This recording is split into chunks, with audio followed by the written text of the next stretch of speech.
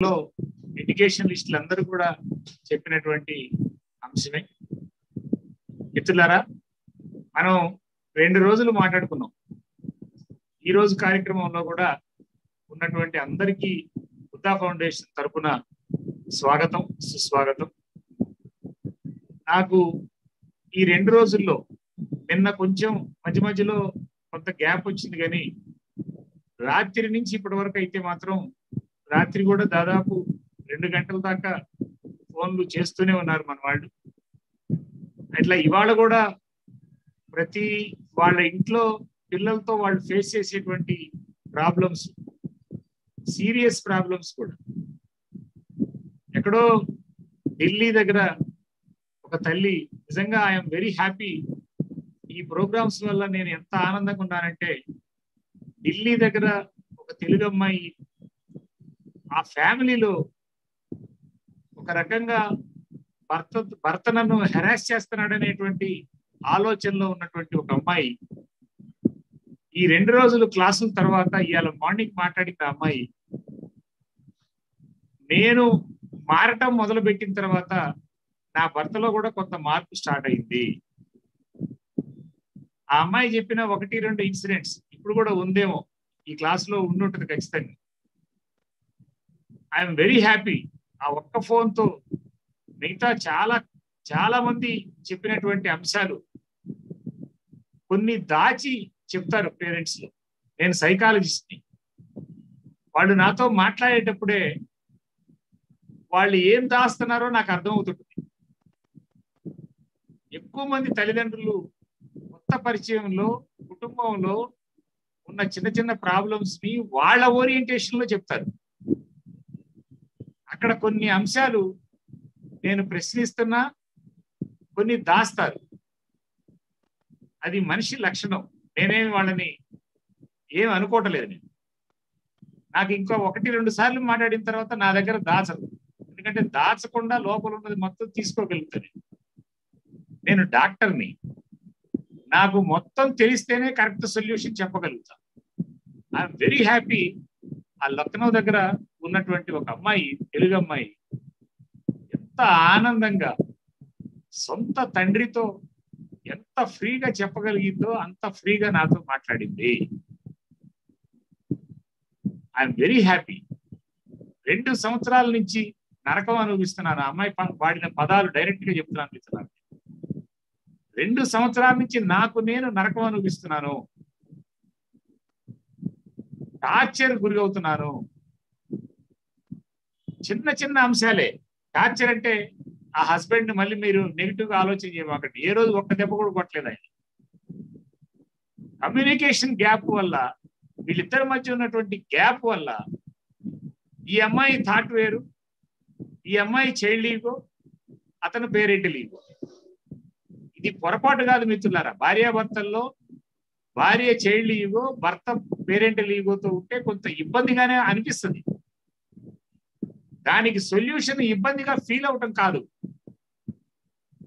ఎవరో ఒకళ్ళు ఇది హాయిగా ఉండాలని కోరుకునేటువంటి వాళ్ళు ఒక్కళ్ళు స్టార్ట్ చేసినా, మారటం ఒక్కళ్ళు స్టార్ట్ చేసినా ఆ కుటుంబంలో ఆనందం స్టార్ట్ అయింది.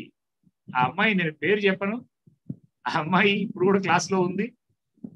ఆ అమ్మాయి ఎంత ఆనందంగా మాట్లాడిందంటే, వితిన్ 2 days లో ఆ అమ్మాయి చేసినటువంటి పని ఏంటంటే, రాత్రి క్లాస్ అయిన తర్వాత మొదటి రోజు కొంచెం ఒక రకంగా అనిపించింది ఆ అమ్మాయికి, మాట్లాడలేదు నాతో. రాత్రి ఆ అమ్మాయి నా క్లాస్ అయిపోయిన తర్వాత తనకున్న ఈగోని కొంచెం అడల్ట్ ఈగోలోకి వచ్చి వాళ్ళ హస్బెండ్కి ఒక 3-4 సార్లు సారీ చెప్పిందట. నేను ఇట్లా ఫీల్ అయ్యాను, నాదే తప్పని సారీ చెప్పిందట. ఆ 2 పదాలకి భర్తకి సారీ చెప్పింది. ఏం పోయేదేం లేదు దీనిలో. అతనిదే తప్పు. ఆ అమ్మాయి చెప్పిన దాని ప్రకారం అతనిదే తప్పు. అయినా ఈ అమ్మాయి స్టార్ట్ చేసింది. 2 times 3 times సారీ చెప్పాను సార్. మార్నింగ్ నుంచి చాలా తేడా వచ్చింది మా హస్బెండ్ లో. ఎస్, ఇది స్టార్ట్ అయింది మిత్రులు. నువ్వు ఆశించకుండా సిన్సియర్ గా ప్రయత్నం చేస్తే మార్పు వస్తే, నీలో మార్పు వస్తే ఖచ్చితంగా నీకు ఆనందం వస్తుంది. నువ్వు ఉండే ఇంట్లో ఆనందం ఉంటుంది. నువ్వు ఆనందంగా ఉంటే ఎంత హ్యాపీగా మాట్లాడిందంటే ఆ అమ్మాయి, ఐఎమ్ వెరీ హ్యాపీ అన్నమాట. అందుకని మిత్రులారా, ఇంకా చాలా మంది శివశంకర్ మాస్టర్ చెప్పినట్లుగా చాలా మంది చాలా ఇష్యూస్ చెప్పారు. అవి కామన్ ఇష్యూసే. ఒక 15-14 సమస్యలు నేను కామన్ గా ఫేస్ చేస్తున్న సమస్యలు, నేను ఐడెంటిఫై చేసినటువంటి సమస్యలు ఇంట్లో పిల్లలతో. అవే సమస్యలు ఎవరు రిపీట్ చేసినా అవే సమస్యలు రిపీట్ చేస్తా ఉంది.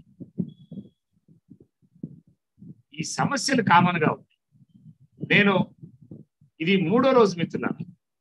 ఈ 3 రోజులతో నేను మళ్ళీ మీకు చెప్తా ఉన్నా. నేను 3 రోజులతో ఈ క్లాస్ అయిపోయిందని అనిపించుకోవడానికి సిద్ధంగా లేవు మేము బుద్ధా ఫౌండేషన్. ఈ 2 రోజుల కార్యక్రమాన్ని సుమారు 3000 మంది యూట్యూబ్ లో చూశారు. ఇప్పుడు కూడా ఇక్కడ ఎంతమంది ఉన్నారో యూట్యూబ్ లో అంతమంది ఉన్నారు. సిన్సియర్ గా కొంతమంది ప్రయత్నం చేస్తా ఉన్నారు. వాళ్లతో పాటు మేము కూడా వాళ్ళ కుటుంబంలో సభ్యుల్లాగా బుద్ధా ఫౌండేషన్ ఉంటుంది. ఇది గుర్తుపెట్టుకోవాలి. నేను ప్రతిరోజు చెప్తానే ఉన్నాను. ఈ 3 రోజుల శిక్షణా కార్యక్రమంలో మొదటి రోజు నేను మాట్లాడింది మొత్తం మానసికంగా మనం ఏం చేయాలి అనేటువంటి మానసికమైనటువంటి అంశాలే మాట్లాడాను మొదటి రోజు. ఏ సమస్యకైనా పరిష్కారం, ఏ ట్రైనింగ్ లోనైనా, ఒక ట్రైనింగ్ పర్పస్ లో, ఒక ట్రైనింగ్ యొక్క మెయిన్ లక్ష్యం ఏంటంటే, ట్రైనర్ యొక్క మెయిన్ లక్ష్యం ఏంటంటే 3 రకాల అంశాలు డీల్ చేయాలి. 1 మానసికమైనటువంటి అంశాలు, 2 వ్యక్తిపరమైనటువంటి అంశాలు, 3 విషయపరమైనటువంటి అంశాలు. నేను మొదటి రోజంతా మానసికంగా మిమ్మల్ని ప్రిపేర్ చేయడానికి ప్రయత్నం చేశా. నా ఈ 3 రోజులు క్లాసులు కూడా ఎవరైనా మీ ఫ్రెండ్స్ చూడదలుచుకుంటే, ఎవరైనా చూడదలుచుకుంటే ఈ 3 కంటిన్యూషన్ గా మొదటిది చూసి, రెండవది చూసి, మూడవది చూస్తేనే స్పష్టత వస్తుంది మీలో. 3 రెళ్ళు 6 గంటల సేపు నేను మాట్లాడినటువంటి అంశాన్ని మీరు దగ్గర పెట్టుకొని మళ్ళీ 1-2 సార్లు మీరు రివైజ్ చేసుకొని, పరిశీలన చేసుకొని, పేపర్ మీద పెట్టుకొని ప్రయత్నం చేయండి. మీ కుటుంబంలో ఆనందం రాకపోతే నాది రెస్పాన్సిబిలిటీ. నేను ప్రాక్టికల్ గా అప్లై చేసినటువంటి మెథడ్స్ నేను మీతో మాట్లాడుతున్నా. మొదటి రోజు మానసికంగా మిమ్మల్ని ప్రిపేర్ చేయడానికి ప్రయత్నం చేశాను. వ్యక్తిగా మానసికంగా మీరు ప్రిపేర్ కావాలి. నేను మారాలని సింగిల్ గోల్. నాకు మొదటి రోజు నా గోల్ ఏంటంటే నేను మారాలి అని అనిపించాలి. తల్లికి కానీ తండ్రికి కానీ నేను మారాలని అనిపించగలిగితే అదే నా మొదటి రోజు ఉద్దేశం. రెండో రోజు ఏంటంటే మారటానికి ఏమేం మార్చుకోవాలి, ఏం మార్చుకోవాలి. ప్రధానంగా ప్రతి ఇంటికి లేదా ప్రతి మనిషికి అవసరమైనటువంటి ఈగో స్టేట్ ని, ఎమోషనల్ బ్యాలెన్స్ ని, ఎమోషనల్ ఇంటెలిజెన్స్ ని, లెర్నింగ్ ప్రాసెస్ ని, సెన్సరీ లెర్నింగ్ యాక్టివిటీస్ ని, అసలు ఏ రకంగా మారాలో, ఏం మార్చుకోవాలో ఆ అంశాలని డీల్ చేసాం. రెండో ఇది వ్యక్తిపరంగా నువ్వు చేయాల్సినటువంటి అంశాలు. రెండో రోజు మనం డీల్ చేసినటువంటి అంశాలు. అయితే ఈ రోజు చాలా ప్రధానంగా విషయపరంగా మనం ఏం చేయాలి, ఇది కూడా ప్రాక్టికల్ అంశాలతో లింక్ చేసే నేను మాట్లాడవచ్చు. నేను 30 సంవత్సరాల నుంచి పేరెంటింగ్ చూస్తున్నా మిత్రుల. ఖచ్చితంగా నేనైతే పేరెంటింగ్ లో ఒక క్లారిటీ ఉన్నవాడిని. పేరెంటింగ్ లో ఏ రకమైన సమస్యకైనా సొల్యూషన్ చెప్పగలిగిన వాడిని. ఈ 2 రోజుల్లో చాలా మంది నన్ను డైరెక్ట్ గా కొన్ని ప్రశ్నలు వేస్తున్నారు. వెంటనే దానికి షార్ట్ కట్ మెథడ్స్ ఉండవు. దానికి కొంచెం లోతుగా పరిశీలన చేస్తే గానీ కరెక్ట్ సొల్యూషన్ చెప్పలేము. అందుకని కొంతమందికి వెంటనే సొల్యూషన్ చెప్పట్లనే. సున్నితమైన అంశాలు, పసిపిల్లలకు సంబంధించిన అంశాలు మిత్రుల. అందులో ఇక్కడ కూర్చున్నటువంటి ఈ వర్క్షాప్ లో ఉన్నటువంటి వ్యక్తుల్లో 3 రకాలైనటువంటి పిల్లలు ఉన్నారు. 5వ తరగతి లోపు ఉన్నటువంటి పిల్లలు 5 నుంచి ఇంటర్మీడియట్ దాకా 6th క్లాస్ నుంచి ఇంటర్మీడియట్ దాకా ఉన్నటువంటి పిల్లలు వాళ్ళ యాటిట్యూడ్ ఒక రకంగా ఉంటుంది, వాళ్ళ సమస్యలు ఒక రకంగా ఉంటాయి. 5th క్లాస్ లోపు ఉన్న పిల్లల్లో కూడా ఇప్పుడు 2 భాగాలుగా మారుతా ఉన్నారు, వీళ్ళ సమస్యలు ఒక రకంగా ఉంటాయి. ఇంటర్మీడియట్ తర్వాత ఉన్నటువంటి పిల్లల సమస్యలు ఒక రకంగా ఉంటాయి. 3 రకాల పిల్లలు మనం టచ్ అవుతా ఉన్నాయి, సమస్యలు చెప్తా ఉన్నారు 3 రకాల పిల్లలకు సంబంధించి. అందుకని డిగ్రీ పిల్లవాడు ఫేస్ చేసేటువంటి ఒకే సమస్యని డిగ్రీ పిల్లవాడికి ఒక రకమైన సొల్యూషన్ మనం తీసుకోవాలి, కాలేజీ పిల్లవాడికి హై స్కూల్ పిల్లవాడికి ఒక రకమైనటువంటి సొల్యూషన్ తీసుకోవాలి, లోయర్ సెక్షన్ ఉన్నటువంటి పిల్లలకు ఒక రకమైనటువంటి సొల్యూషన్ తీసుకోవాలి. 3 రకాలుగా ఉంటాయి. అయినా నేనైతే స్పష్టంగా మీతో చెప్పదలుచుకున్న అంశం ఏంటంటే, ఈరోజు క్లియర్ చేయాలనుకున్నటువంటి అంశం ఏంటంటే, తల్లి తండ్రి, భార్య భర్త, ఆడ మగ, తల్లి తండ్రి, గుర్తుపెట్టుకోండి మిత్రులారా. పేరెంట్స్ అంటే ఇద్దరే, పేరెంట్ అంటే ఇద్దరే, తల్లి తండ్రి, వాళ్ళే ఆడ మగ, భార్య భర్త. ప్రపంచం మొత్తం ఎక్కడైనా అదే.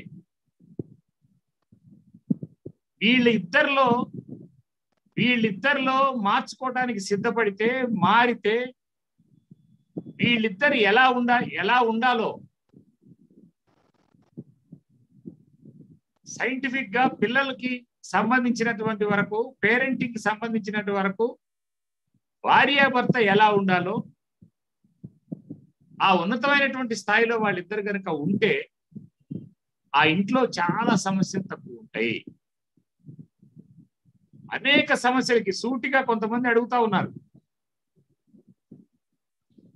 ఖచ్చితంగా నీదే తప్పు అని చెప్పినా కూడా యాక్సెప్ట్ చేయరు కొంతమంది. మనం యాక్సెప్ట్ చేయాలి ఫస్ట్. తల్లి తండ్రి దగ్గర ఏ రకమైన ప్రాబ్లం అయినా, ఎన్ని సమస్యలైనా చెప్పండి, అది ఖచ్చితంగా ఎక్కడ ప్రారంభమైందో కొంచెం లోతుగా పరిశీలన చేసుకుంటే, ఆ సిస్టమ్ మీరు పట్టుకుంటే, ఆ పేరెంటింగ్ పద్ధతి మీరు పట్టుకుంటే మీకే అర్థమవుతుంది. ఇవాళ ఒక ప్రధానంగా 10-15 సమస్యల్ని మనం పరిశీలన చేస్తాం. ఈ సమస్యలన్నిటికీ ఏ సమస్యకైనా నా క్లాస్ యొక్క మోటివ్ ఏంటంటే, ఏ సమస్య అయినా ఆ సమస్యని మీరు పరిష్కారం చేసుకునేటట్లుగా తయారు చేయటమే ఇవాళ నా మెయిన్ ఉద్దేశం.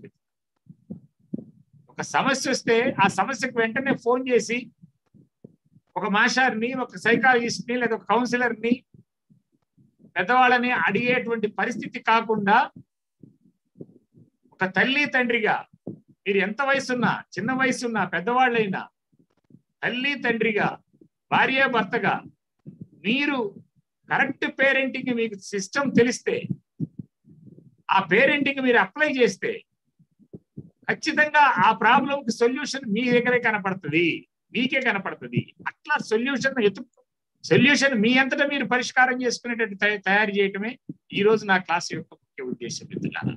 అందుకని ఈ రోజు చాలా ఇంపార్టెంట్ అయినటువంటిదని నేను అనుకుంటా. ఏ రోజుకి ఆ రోజు అంటున్నాడు మాస్టర్ అని అనుకోవచ్చు. మొట్టమొదటిసారిగా నేను ఖచ్చితంగా 2-3 మెథడ్స్ మీకు నేర్పుతా. ఆ 2 మెథడ్స్ ని మీరు అప్లై చేస్తే, ఒక 15 సమస్యలు తీసుకుందాం, ప్రతి సమస్యలో ఆ మెథడ్ అప్లై అయ్యి, అది ఏ రకమైన సమస్య. కామన్ ఉన్న సమస్యలు ఏంటంటే మొండితనం. పిల్లల్లో మొండితనం ఉంది. మా పిల్లవాడు మొండిగా ఉంటున్నాడు, మాట వినట్లేదు, ఎదురు తిరుగుతున్నాడు, కోపపడుతున్నాడు, 10 నిమిషాలు కూడా కాన్సన్ట్రేట్ చేయటం లేదు, అబద్ధం ఆడుతున్నాడు, దొంగతనం చేస్తున్నాడు, బద్ధకం ఉంది, వాయిదాలు వేస్తున్నాడు, తమ్ముడిని కొడతాడు, చెల్లెల్ని కొడతాడు, ఒక్క క్షణం కూడా కలిసి ఉండరు, చెత్త మాటలు మాట్లాడతాడు, బూతులు మాట్లాడతాడు, కేర్లెస్ గా ఉంటాడు, హోంవర్క్ చేయడు, ఇటువంటి లేదా ఇన్ఫీరియర్ గా ఉన్నాడు, ధైర్యంగా లేడు, బాగా మాట్లాడు, ఇట్లా కామన్ ఇష్యూస్ ఒక 15-16 సమస్యలు ఉన్నాయి మిత్రులారా. ఆ సమస్యలు ఒకే ఇంట్లో ఇద్దరు పిల్లలు ఉంటే ఇద్దరు పిల్లలకి 2 రకాల మెథడ్స్ అప్లై చేయాల్సి వస్తుంది.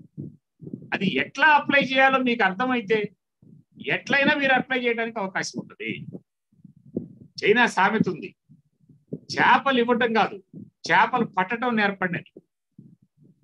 చేపలు ఇస్తా ఉంటే ఎన్ని ఇచ్చినా కూడా అవి వండుకొని తినిపోతారు. చేపలు పట్టడం నేర్పండి అని చెప్పి చెప్తారు.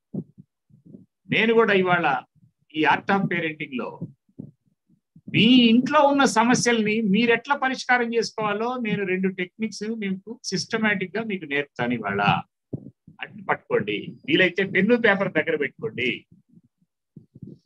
ఈ పట్టుకోవాలంటే ఈ రకమైన నేను చెప్పేటువంటి 2 మెథడ్స్, ఒకటి డెమోక్రటిక్ పేరెంటింగ్ సిస్టమ్, ప్రజాస్వామ్య పెంపకం. నేను పెట్టిన పేరు పేరెంటింగ్ కి democratic parenting system. Democratic parenting system గుర్తుపెట్టుకోండి. 2 కైజన్ మేనేజ్మెంట్ సిస్టమ్. పిల్లల్ని ఎట్లా కంట్రోల్ చేయాలంటే కైజన్ మేనేజ్మెంట్ సిస్టమ్. ఈ 2 రకాల పద్ధతులు నేను రీసెర్చ్ చేసినటువంటి మెథడ్స్. మీరు దాదాపు ఎక్కడా పేరెంటింగ్ లో ఈ 2 విని ఉండరు. నేను ఈ రెండింటిని సమాజాన్ని పరిశీలించి సమాజంతో లింక్ అయినటువంటి పద్ధతుల్లో, కుటుంబాలతో లింక్ అయినటువంటి పద్ధతులు చాలా మంది రీసెర్చ్ చేసినటువంటి వ్యక్తుల్ని చదివాను. సమ్మర్ హిల్, యూరోప్ లో సమ్మర్ హిల్ ఒక 50 సంవత్సరాలు నడిపినటువంటి ఒక స్కూల్ నడిపినటువంటి ఏఎస్డీలు 50 సంవత్సరాలు ఇవాళ యూరోప్ లో ఉన్న టాప్ మోస్ట్ పిల్లల్ని తయారు చేసినటువంటి ఏఎస్డీలు, సమ్మర్ హిల్ అనేటువంటి ఒక స్కూల్ నడిపినటువంటి ఏఎస్ఈలు తన పరిశీలనలో 200 పేజీల పుస్తకం రాశాడు. సమ్మర్ హిల్ అనేటువంటి పుస్తకం. సమ్మర్ హిల్ నా అనుభవాలని ప్రతి అంశం ఇవాళ మనం ఫేస్ చేసేటువంటి పిల్లలతో ఫేస్ చేసేటువంటి ప్రతి అంశాన్ని అతను స్టడీ చేశాడు. ఈవెన్ పిల్లల్లో వస్తున్న సెక్స్ ఆలోచనలు కూడా స్టడీ చేశాడు. వాటికి కూడా పరిష్కారం చెప్పాడు. సిగరెట్లు తాగే పిల్లల్ని విత్ ఇన్ డేస్ లో మాన్పించగలిగాడు. అతను అప్లై చేసినటువంటి మెథడ్. చెత్త థాట్స్ వస్తున్న పిల్లల్ని ఆ థాట్ ని ఎట్లా కంట్రోల్ చేసుకోవాలో తాను అప్లై చేసినటువంటి మెథడ్ నేను మీతో చెప్పేటువంటి.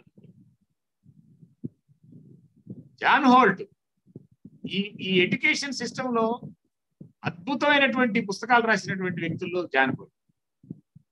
How to children fail, how to children learn.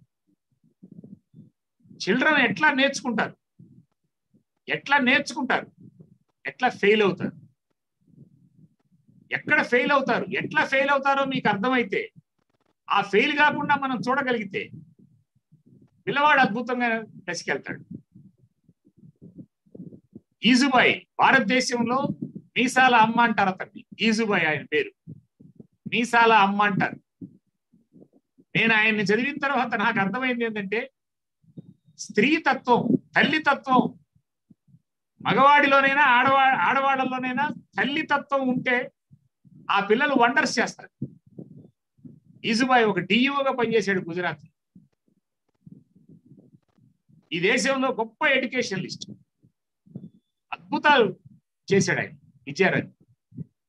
మీసాల అమ్మ అంటారు. ఆయన రాసినటువంటి పుస్తకాలు, ఆయన చెప్పినటువంటి విధానాలు, మాంటిసోరి చెప్పినటువంటి విధానాలు, ఎడ్యుకేషనల్ ఫిలాసఫర్స్ మొత్తాన్ని క్రోడీకరిస్తే నాకు అర్థమైనటువంటి సిస్టమ్ ఏంటంటే పెంపకంలో నీ దగ్గర డెమోక్రటికిజం ఉండాలి, నీ దగ్గర డెమోక్రసీ ఉండాలి. తల్లి తండ్రికి డెమోక్రసీ మీద స్పష్టత ఉంటే, డెమోక్రటిక్ థాట్ ఉంటే, తల్లి తండ్రికి డెమోక్రటిక్ థాట్ ఉంటే డెమోక్రటిక్ పేరెంటింగ్ చాలా తేలిక. అందుకనే దాని పేరు, నేను డైరెక్ట్ గా దాని పేరు డెమోక్రటిక్ పేరెంటింగ్ అని చెప్పాను. ఓకే, ఈ డెమోక్రటిక్ పేరెంటింగ్ ఫస్ట్ ఆ పాయింట్ మీదే మనం చర్చించుకుందాం. ఈ డెమోక్రటిక్ పేరెంటింగ్ కావాలంటే తల్లి తండ్రికి ఏ లక్షణాలు ఉండాలి?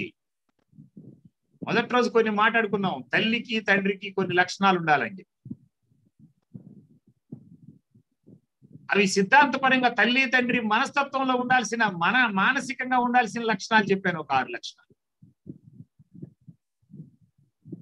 అది రిపీట్ చేసుకోండి మిత్రులారా. నేను నోట్స్ కూడా ఇచ్చాను మీకు, మనకున్న గ్రూపుల్ని రిపీట్ చేసుకోండి, బై హార్ట్ చేయండి. ఖచ్చితంగా మళ్ళీ రిపీట్ చేస్తా ఉన్నా.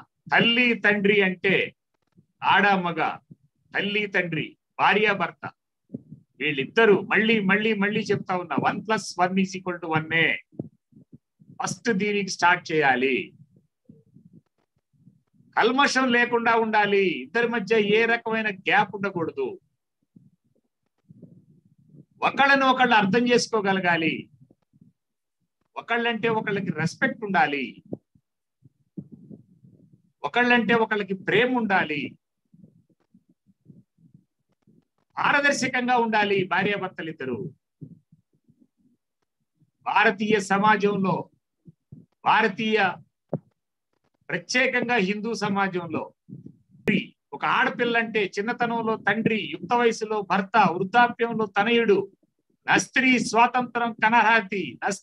స్వాతంత్రం కనర్హతి అని కొన్ని వేల సంవత్సరాలు ఈ భూభాగం మీద ఆడపిల్లలంటే నస్త్రీ స్వాతంత్రం కనర్హతి అన్నటువంటి సమాజం ఇది మిత్రులారా. ఇవాళ ప్రపంచం మొత్తం కుగ్రామం అయింది. ప్రపంచం మొత్తం కుగ్రామమైనటువంటి ఈ ప్రపంచంలో, ఈ ఆధునిక ప్రపంచంలో, ఈ అధునాతన సమాజంలో, ఇంత టెక్నాలజీ వరవడికి ముందుకెళ్తున్నటువంటి ఈ సమాజంలో ఆ సిద్ధాంతం చెల్లదు. ఆ సిద్ధాంతం మైండ్ లో పెట్టుకున్నటువంటి వాడు ఆ కుటుంబంలో డెమోక్రటిక్ గా ఉండలేరు. భార్యాభర్తలంటే ఇద్దరు మనుషులు, 2 కుటుంబాలు. భారతీయ సమాజంలో 80% తల్లిదండ్రులు కుదిరించినటువంటి కుటుంబాల్లో 25 సంవత్సరాలు ఒక చోట పెరిగినటువంటి అమ్మాయి, 20 సంవత్సరాలు 25 సంవత్సరాలు వేరువేరుగా పెరిగినటువంటి ఇద్దరు మనుషులు. ఒక మగ ఒక ఆడ కలవటం కాదు పెళ్ళంటే. 2 కుటుంబాల కలయికది, 2 సంస్కృతుల కలయిక, 2 కల్చర్ల కలయిక, 2 కుటుంబాల ఇన్ఫ్లుయెన్స్ కలిసి ఉంటది ఆ కుటుంబంలో. ఆ వరవడిలో పుడతారు పిల్లలు. భార్యాభర్తల్లో నువ్వు డెమోక్రటిక్ గా ఉండాలంటే భార్యకు సంబంధించినటువంటి, భర్తకు సంబంధించినటువంటి బంధువుల్ని, తల్లిని, తండ్రిని, ఆడపడుచుల్ని భార్య గౌరవించేటట్లు ఉండాలి. భార్యకు సంబంధించినటువంటి సిబ్లింగ్స్ ని భర్త గౌరవించాలి. అనేక కుటుంబాల్లో డిస్టర్బెన్స్, పిల్లల దగ్గర స్పష్టంగా డిస్టర్బెన్స్. కొన్ని వందల మంది పిల్లలు చెప్పుకుంటారు నాకు, ఎవరు చెప్పారు నీకు ఇది? మీ తాత ఎక్కడున్నాడు? మా తాత ఎక్కడున్నాడో తెలియదు. మా తాత మంచోడు కాదు, ఎవరు చెప్పారు? మా అమ్మ చెప్పింది. మా నాయనమ్మ మంచిది కాదు, ఎవరు చెప్పారు? మా అమ్మ చెప్పింది. మా అమ్మమ్మ మంచిది కాదు, ఎవరు చెప్పారు? మా నాన్న చెప్పాడు. మా మేనమామ మంచోడు కాదు, ఎవరు చెప్పారు? మా నాన్న చెప్పాడు. ఈ చిన్న కమ్యూనికేషన్ గ్యాప్ తో డెమోక్రటిక్ మైండ్ సెట్ రాదు మిత్రులు. భార్యాభర్త అంటే 2 కుటుంబాలు. ఒకళ్ళ కుటుంబం నుంచి ఒకళ్ళ కుటుంబానికి గౌరవం ఉండాలి. ఎంత పేద కుటుంబం అయినా. భారతీయ సమాజంలో భర్తకి ఆస్తి ఉంటే భార్యకి ఆస్తి లేకపోతే ఆస్తి లేని దానిలాగా, లేదా ఆ కుటుంబంలో ఇబ్బంది ఉంటే ఆ కుటుంబానికి ఇబ్బందికి సంబంధించి తీసుకొచ్చి ఆ అమ్మాయికి చుట్టి తక్కువగా చూడకూడదు. పెళ్లికి ముందు ఇవి స్పష్టంగా మాట్లాడుకోవాలి. అయినా పిల్లల కోసం ఈ దేశంలో నేను అనేక కుటుంబాలను చూశాను. పిల్లల కోసం అద్భుతంగా ఒకళ్ళనొకళ్ళు ప్రేమించుకుంటూ ఆనందంగా ఉన్నటువంటి కుటుంబాలు అనేకమన్నీ కూడా చూశాను. కొన్ని కోట్ల రూపాయల ఆస్తులుండి చిన్న గ్యాప్ తో, చిన్న మాటలతో కుటుంబాలను డిస్టర్బ్ చేసుకున్నటువంటి ఫ్యామిలీస్ చూశాను. గ్రూప్ 1 ఆఫీసర్లు ఇద్దరు నాకు బాగా క్లోజ్. 10 సిట్టింగ్లు వేసాను నేను వాళ్ళని సెట్ చేయడానికి. ఇద్దరు గ్రూప్ 1 భార్యాభర్తలు, ఇద్దరు గ్రూప్ 1 ఆఫీసర్, ఒకే ఇంట్లో ఉంటారు. ఒక రూమ్ లో తండ్రి వండుకుంటాడు, ఒక రూమ్ లో తల్లి వండుకుంటాడు. పిల్లలిద్దరు ఒకరోజు తల్లి దగ్గర తింటే ఒకరోజు తండ్రి దగ్గర తింటే వాటాలు వేసుకున్నారు. పిల్లల్లో ఎంత గందరగోళం ఉంటుంది మిత్రుల. ఆ ఇంట్లో ఆడపిల్ల నాకు చెప్పేటప్పుడు ఆ పిల్ల కడుపులో నుంచి వచ్చినటువంటి బాధను చూస్తే, ఆ బాధను చూస్తే చాలు తల్లిదండ్రులు మారాలి. ప్రశ్నించుకుంటారు పిల్లలు, మదన పడతారు పిల్లలు. తల్లి ఇష్టం పిల్లలకి. తల్లిని తండ్రి తిడతా ఉంటే బయటికి చెప్పలేరు. తండ్రి ఇష్టం. తండ్రిని తండ్రి గురించి నెగిటివ్ చెప్తా ఉంటే మరాయించలేరు, బయటపడలేరు. ఇది పోవాలి. ఈ సంస్కృతి లేకుండా ఉండాలి. నేను చెప్పేటువంటి మెథడ్ పట్టుకోవాలంటే ఖచ్చితంగా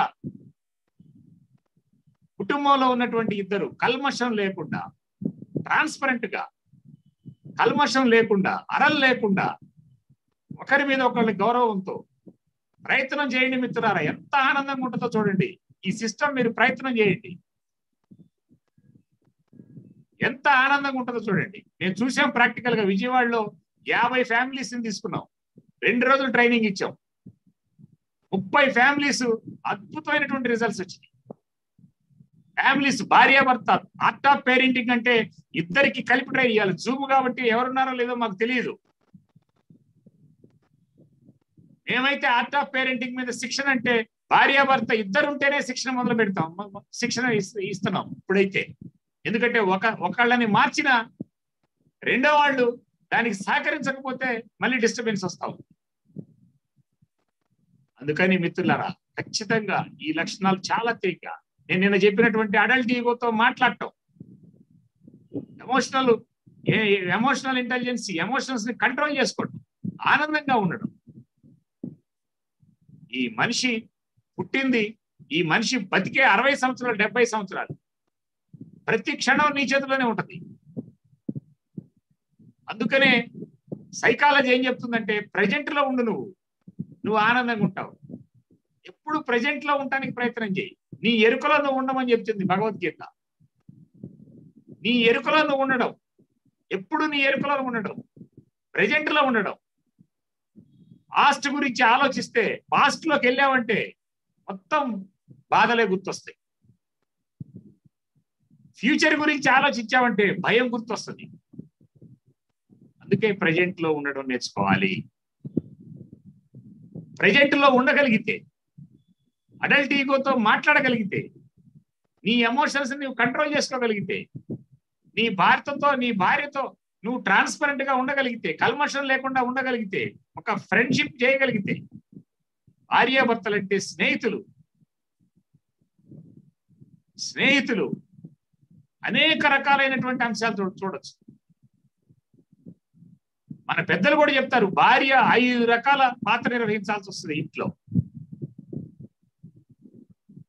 నేను చూసేయాలి. ఉదయం ఒక ఫ్యామిలీ ఇద్దరు కలిసి, భార్యాభర్తలు ఇద్దరు కలిసి నాకు ఫోన్ చేశారు.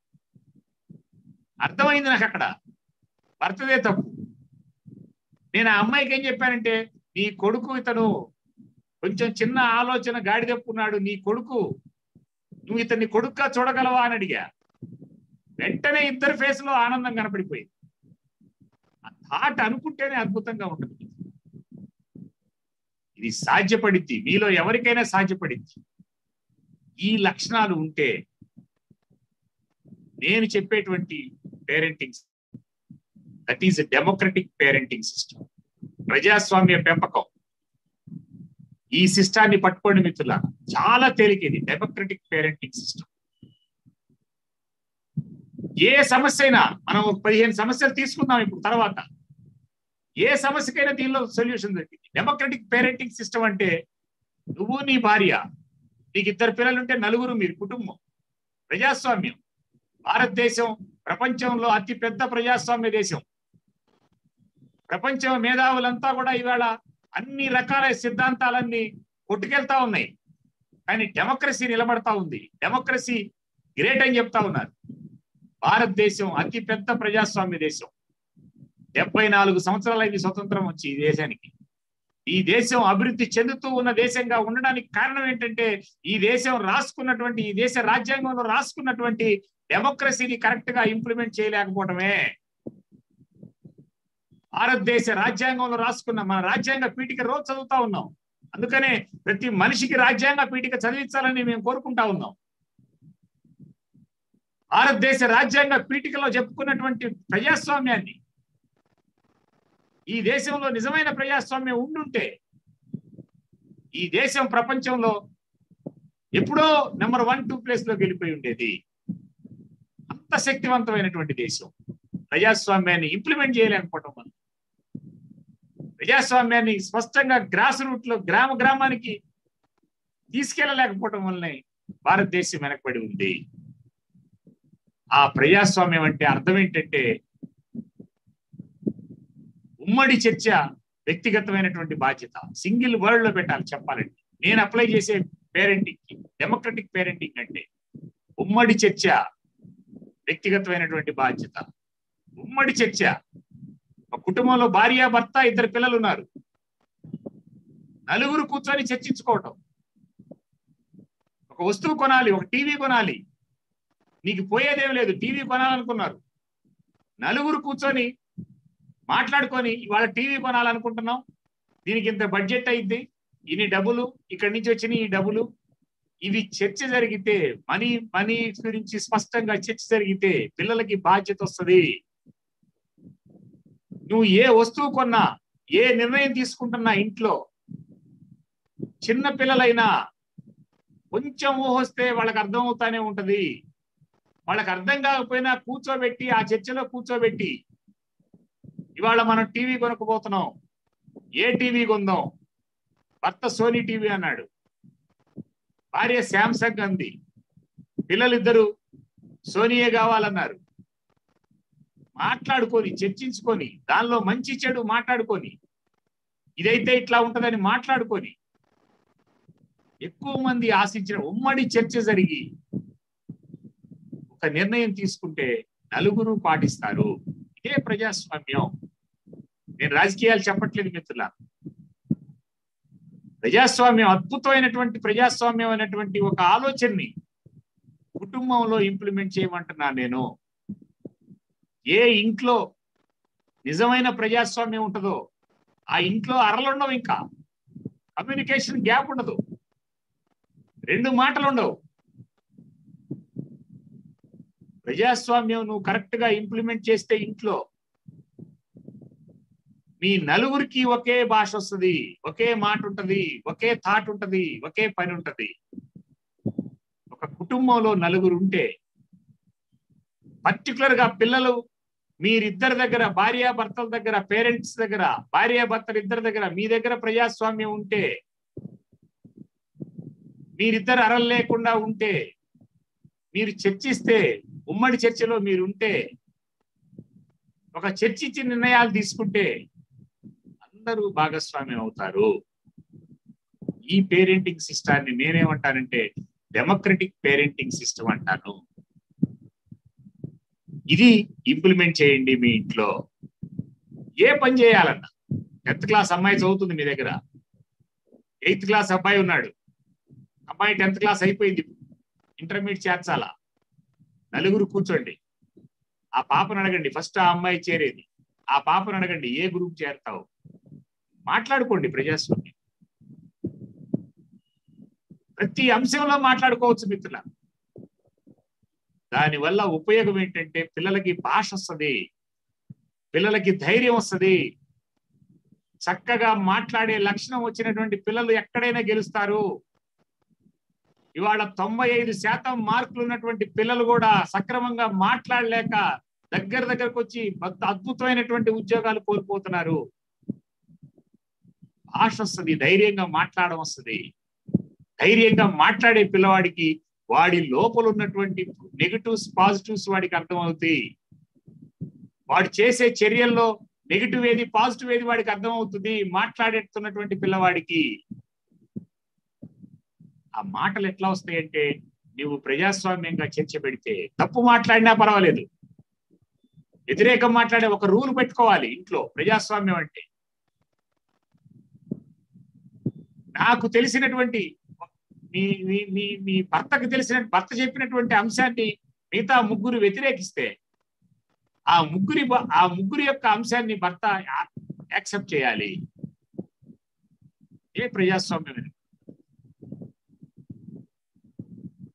డామినేట్ చేయదు. కుటుంబం నీ కుటుంబం, అది డామినేట్ చేయదు. నియంతృత్వంగా వెళ్ళకూడదు. నియంతృత్వంగా డామినేట్ చేయదు.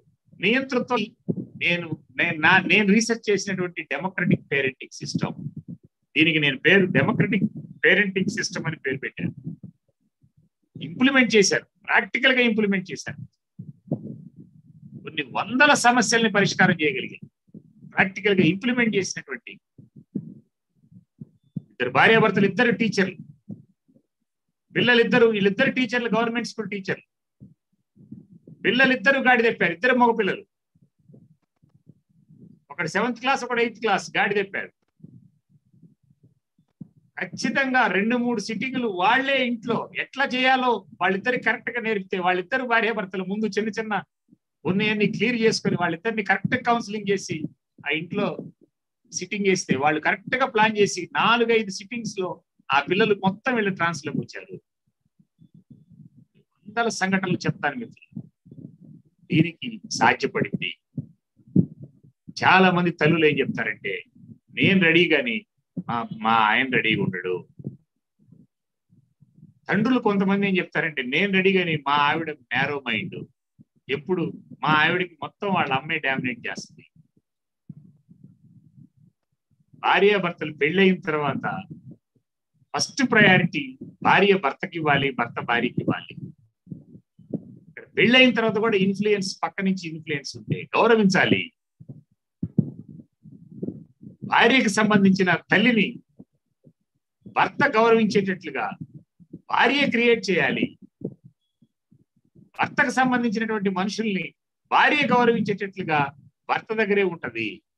ఇది ఒక్కదాన్ని మీరు క్లియర్ గా పట్టుకొని ఆ సిస్టమ్ని పట్టుకుంటే చాలా తేలిగ్గా ఇంప్లిమెంట్ చేయొచ్చు. ఇది కుటుంబం యొక్క పెంపకం యొక్క సిస్టమ్. డెమోక్రటిక్ పేరెంటింగ్ సిస్టమ్ ని అప్లై చేయండి. ఇది నా ఫస్ట్ ట్రైనింగ్. నా పేరెంటింగ్ స్టైల్ ఏంటంటే డెమోక్రటిక్ పేరెంటింగ్ స్టైల్. ఇది ఫస్ట్ పాయింట్. 2, ఒక కుటుంబంలో కైజెన్ మేనేజ్మెంట్ సిస్టమ్ ని అప్లై చేయాలి. డెమోక్రటిక్ పేరెంటింగ్ స్టైల్ ని ఇంప్లిమెంట్ చేయాలి. పెంపకం డెమోక్రటిక్ గా ఉండాలి. ఆ ఇల్లు మేనేజ్మెంట్ ఎట్లా ఉండాలంటే కైజెన్ మేనేజ్మెంట్ సిస్టమ్ అప్లై చేయాలి. కైజెన్ మేనేజ్మెంట్ సిస్టమ్ అంటే చాలా తేలిగ్గా అర్థమైంది. ఒక 2-3 నిమిషాలు మీ మైండ్ అప్లై చేయండి, చాలా తేలిగ్గా అర్థమైంది మిత్రులారా. కైజెన్ అనే వర్డ్ ఇది జపాన్ మేనేజ్మెంట్ సిస్టమ్ లోంచి పట్టుకున్నటువంటి పాయింట్. ఇది నేనైతే పట్టుకున్నాను. జపాను మనకంటే చిన్న దేశం. మన రాష్ట్రంలో గుంటూరు, కృష్ణా జిల్లాలు కలిపితే ఎంత ఉంటుందో అంత ఉంటుంది జపాన్. ఇవాళ ప్రపంచంలో 1, 2, 3లో ఉంటుంది జపాన్. వనరులు లేవు దానికి. పెద్ద భూకంపాలు వస్తే టపటపా ఇళ్ళు పడిపోతాయి. వనరులు లేవు, అవకాశాలు లేవు. అయినా ఆ దేశం మనకు స్వతంత్రం 40 ఏళ్ళలో వస్తే అదే టైంలో అమెరికా వాళ్ళు హిరోషిమా నాగసాకి మీద బాంబులు వేస్తే మొత్తం జపాన్ అంతా స్పాయిల్ అయిపోయింది. కొంతమంది మేధావులు కైజెన్ అనే మేనేజ్మెంట్ సిస్టాన్ని అప్లై చేస్తే 60s కల్లా, మళ్ళీ 64-65 సంవత్సరం కల్లా ప్రపంచంలో 1, 2, 3 ప్లేస్ లోకి వచ్చింది. 15 సంవత్సరాల్లో మొత్తం దేశం మళ్ళీ రికవర్ అయింది. ప్రపంచంలోనే టాప్ మోస్ట్ కంట్రీస్ లోకి వచ్చింది. అది కైజెన్ మేనేజ్మెంట్ సిస్టమ్ తోనే వాళ్ళు అప్లై చేసిన సిస్టమ్ కైజెన్ మేనేజ్మెంట్ అంటారు. కైజెన్ సిస్టమ్ అంటారు. కైజెన్ అంటే అర్థం ఏంటంటే క్వాలిటీ సర్కిల్. వాళ్ళు సిన్సియర్ గా డిసైడ్ చేసుకున్నారు. ఆ ప్రారంభంలోనే మార్టిన్ లూథర్ కింగ్ లాంటి వాళ్ళు అద్భుతమైనటువంటి పాటలు ఇచ్చారు. We shall overcome, we shall overcome. ఆ పాట అక్కడి నుంచి పుట్టింది. అధిగమించగలను, నేను అధిగమించగలను, గెలవగలను, నేను ప్రశాంతంగా ఉండగలను. వీ షల్ ఓవర్కమ్ పాటలోకి వెళ్తే స్పష్టమైన మీనింగ్ అది. అది జపాన్ లో ఉన్న ప్రతి మనిషి నరాల్లోకి ఎక్కించారు. సిస్టమ్ అప్లై చేశారు మొత్తం పైనుంచి కింద దాకా. సపోజ్ ఒక కుటుంబం లేదా ఒక స్కూలు, ఆ స్కూల్లో 6 టీచర్లు ఉన్నారు. 100 మంది పిల్లలు ఉన్నారు. ఈ 6 టీచర్లు ప్రతి వారం ఒక క్వాలిటీ సర్కిల్లో కూర్చొని ఈ వారం ఏం చేయాలి, ఎట్లా నెక్స్ట్ వీక్ వచ్చేలేకే దేన్ని ఇంప్లిమెంట్ చేయాలి, ఈ 6 డెమోక్రటిక్ గా చర్చించుకొని ఈ 6లో మెజారిటీ నిర్ణయం ప్రకారం ఒక అంశాన్ని తీసుకొని ఒకే ఒక్క అంశాన్ని తీసుకొని ఆ అంశం డిసైడ్ చేసుకొని ఆ వారం మొత్తం రోజు రోజుకి క్వాలిటీ వర్క్ చేసి ఇంక్రిమెంటల్ చేంజెస్ ప్రతి వారం కూర్చొని క్వాలిటీ సర్కిల్లో కూర్చొని క్వాలిటీ డిస్కషన్ జరిపి క్వాలిటీ వర్క్, వాళ్ళు చెప్పిన పేరేంటంటే క్వాలిటీ వర్క్, ఇంక్రిమెంటల్ చేంజెస్. అంటే చిన్న చిన్న మార్పులు, పెద్ద పెద్దవి పెట్టుకోలే వాళ్ళు, చిన్న మార్పు. ఎస్, ఈ వారంలో ఈ పిల్లవాళ్ళలో ఈ మార్పు తీసుకురావాలి, ఈ పిల్లవాళ్ళలో ఒక భయం ఉంది, ఈ పక్కనే వీళ్ళ ఇల్లు కూలిపోయి వీళ్ళు మానసికంగా ఇబ్బంది పడుతున్నారు, ఈ పిల్లవాళ్ళలో ఈ ధైర్యం తీసుకురావాలి, ఈ స్కూల్లో ఈ మార్పు తీసుకురావాలి. వారానికి చిన్న చిన్న గోల్ పెట్టుకొని ఇంక్రిమెంటల్ చేంజెస్, ఆ చేంజ్ చిన్న change quality work చేస్ట్, that is kaizen. ఆ కైజన్ మేనేజ్మెంట్ ఇవాళ ప్రపంచ మేనేజ్మెంట్ సిస్టంలో కైజన్ మేనేజ్మెంట్ సిస్టమ్ అద్భుతమైనటువంటి సిస్టమే. చాలా పెద్ద పెద్ద కంపెనీల్లో కూడా ఇంప్లిమెంట్ చేస్తున్నారు. నేను మీ ఇంటికి అప్లై చేయమని అడుగుతున్నా. మీ ఇంట్లో ఉన్న సమస్యలు, భార్యాభర్తలు ఇద్దరు నేను చెప్పినటువంటి అరలు లేకుండా కూర్చొని ఇంట్లో ఉన్న ప్రాబ్లమ్స్, ఏ ప్రాబ్లం అయినా ఇప్పుడు తీసుకుందాం, ఏ ప్రాబ్లం అయినా, మొండితనం ఉంది పిల్లల్లో, మొండితనం వచ్చింది పిల్లల్లో, పిల్లల కుటుంబంలో ఉండేటువంటి పిల్లల్లో వచ్చేటువంటి సమస్యలు మొత్తం 2 రకాలు. ఒకటి ఫిజికల్ డిస్టర్బెన్స్ లో వచ్చేటువంటి సమస్యలు, 2 మానసికంగా వచ్చే సమస్యలు. ఆరోగ్యపరంగా వచ్చేటువంటి సమస్యలు, ఫిజికల్ గా ఆరోగ్యంగా వచ్చేటువంటి సమస్యలు, 2 మానసికమైనటువంటి సమస్యలు. సపోజ్ మొండితనం ఉంది, మొండితనం ఏదైనా యాక్సిడెంట్ జరిగి ఏదైనా ఇబ్బంది వచ్చి పొట్టలో నొప్పి వచ్చి ఏదైనా కనపడని జబ్బు ఉండి శరీరంలో వాడి ఆరోగ్యం బాగలేక ఇంట్లో ఉంటా ఆ ఇన్ఫీరియారిటీలో కూడా మొండితనం పెరిగిద్ది. మొండితనానికి బేస్ లో అది కూడా ఉంది ఒక పాయింట్. అట్లా వచ్చే మొండితనాన్ని పోగొట్టాలంటే వాడి ఆరోగ్యాన్ని సెట్ చేయాల్సిందే. పిల్లల్లో ఏ సమస్య అయినా, మళ్ళీ చెప్తా ఉన్నా మిత్రులారా, ఏ సమస్యనైనా మీరే పరిష్కరించుకోవచ్చు. నా ఒపీనియన్ ఏంటంటే, బుద్ధా ఫౌండేషన్ యొక్క ఒపీనియన్ ఏంటంటే, ప్రతి తల్లి ఒక సైకాలజిస్ట్ కావాలి, ప్రతి తల్లి ఒక కౌన్సిలర్ కావాలి, ప్రతి తండ్రి ఒక కౌన్సిలర్ కావాలి. పాతకాలంలో ఉమ్మడి కుటుంబాల్లో తల్లి తండ్రి బిజీగా ఉన్నా, తల్లి తండ్రి పనిలో ఉన్నా, ఇంట్లో తాత ఉండేవాడు, నాయనమ్మ ఉండేది, అమ్మమ్మ ఉండేది, మేనత్తలు ఉండేవాడు, మేనమామలు ఉండేవాడు, పిన్నిలు ఉండేవాడు, బాబాయిలు ఉండేవాడు. ఏ సమస్య వచ్చినా ఎవరో ఒకళ్ళు కౌన్సిలింగ్ చేసేవాడు. ప్రతి ఇంట్లో కౌన్సిలర్లు ఉన్నారు మన ఉమ్మడి కుటుంబ వ్యవస్థ. ఇప్పుడు న్యూక్లియర్ కుటుంబ వ్యవస్థ. ఈ న్యూక్లియర్ కుటుంబాల్లో ప్రతి తల్లి నేనేమనుకుంటున్నానంటే బుద్ధా ఫౌండేషన్ మేమేం ఫీల్ అవుతున్నామంటే, ప్రతి తల్లి సైకాలజిస్ట్ కావాలి.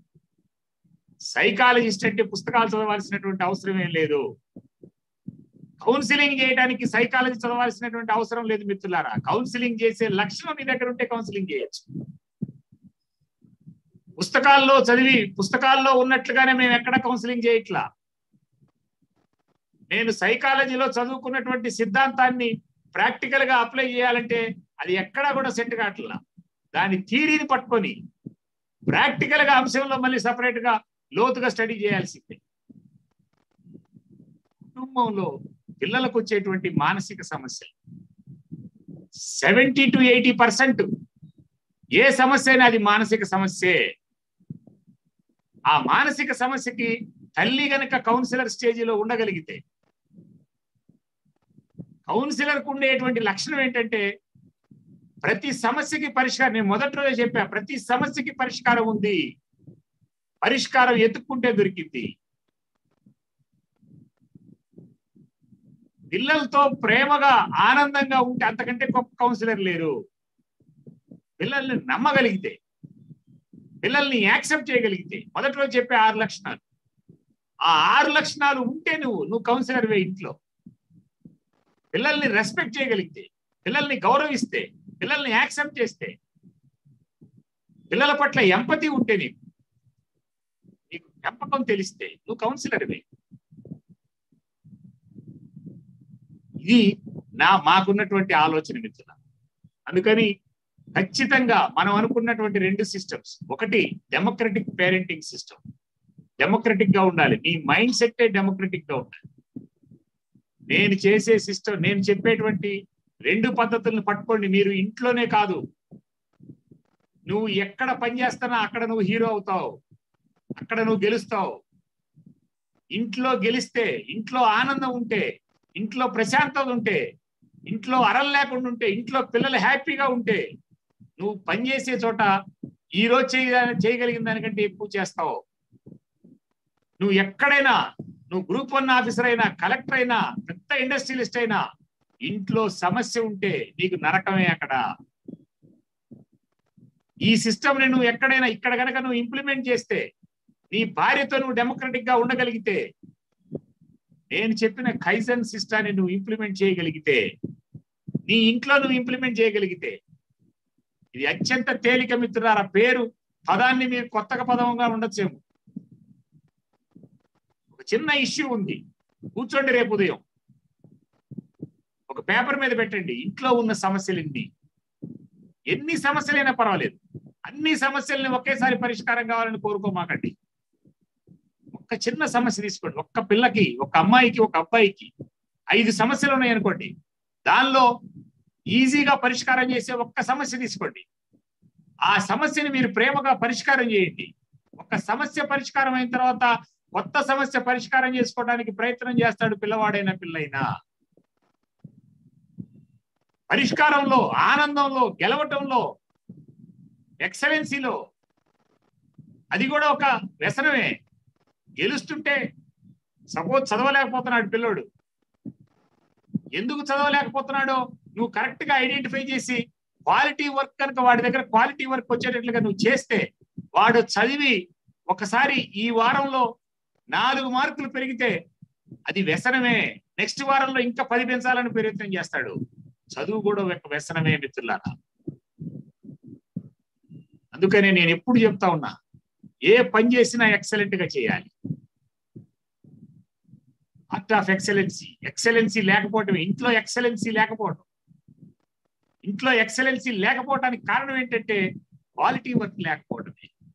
ఇది కూడా మళ్ళీ పేరెంటింగ్ సమస్య.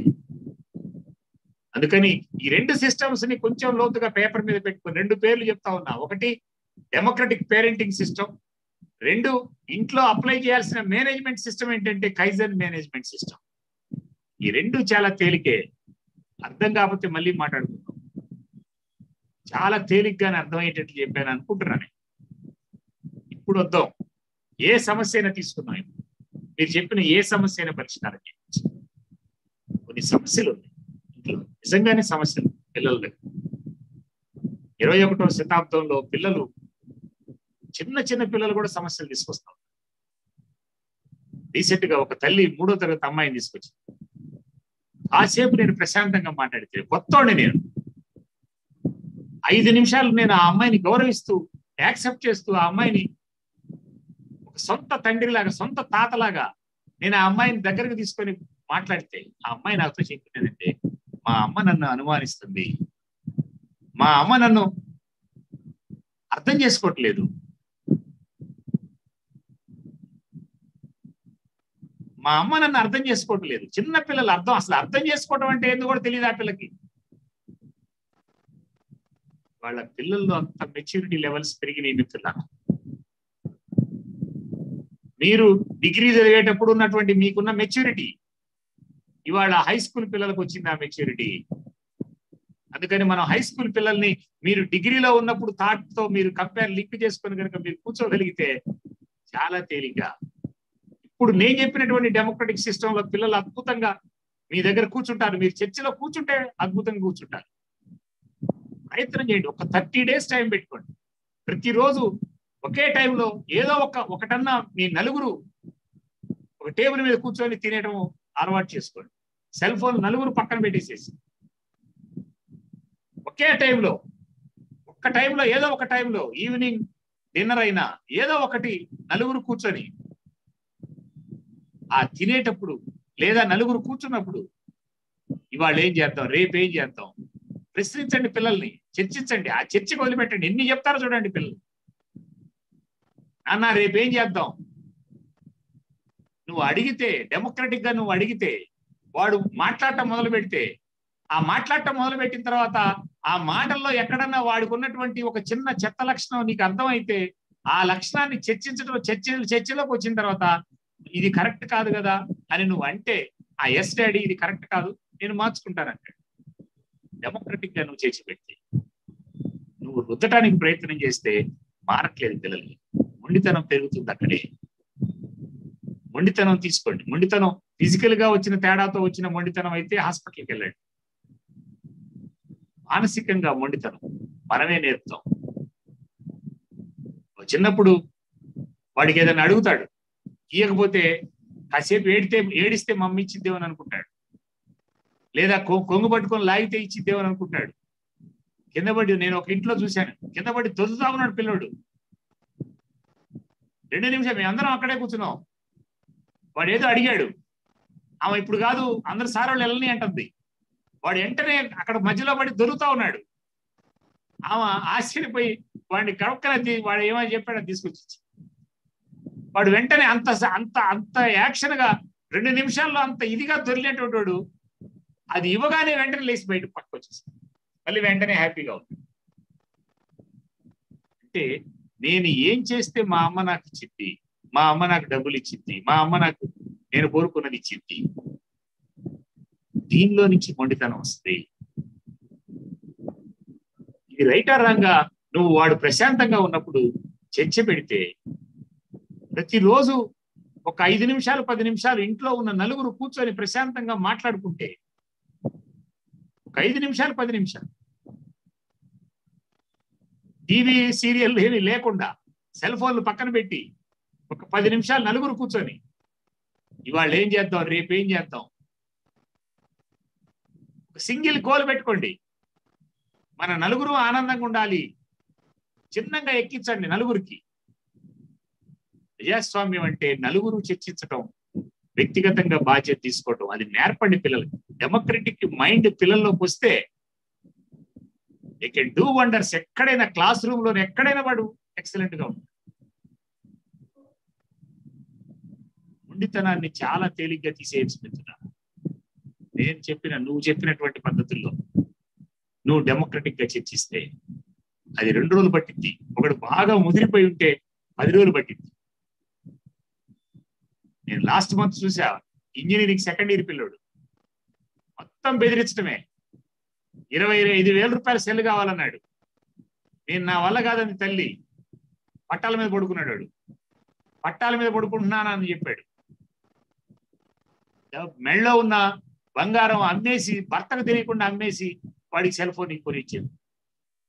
వీడు కాలేజీలో సెల్ ఫోన్ బ్యాను, ఆ ఇంజనీరింగ్ కాలేజీలో సెల్ ఫోన్ బ్యాను.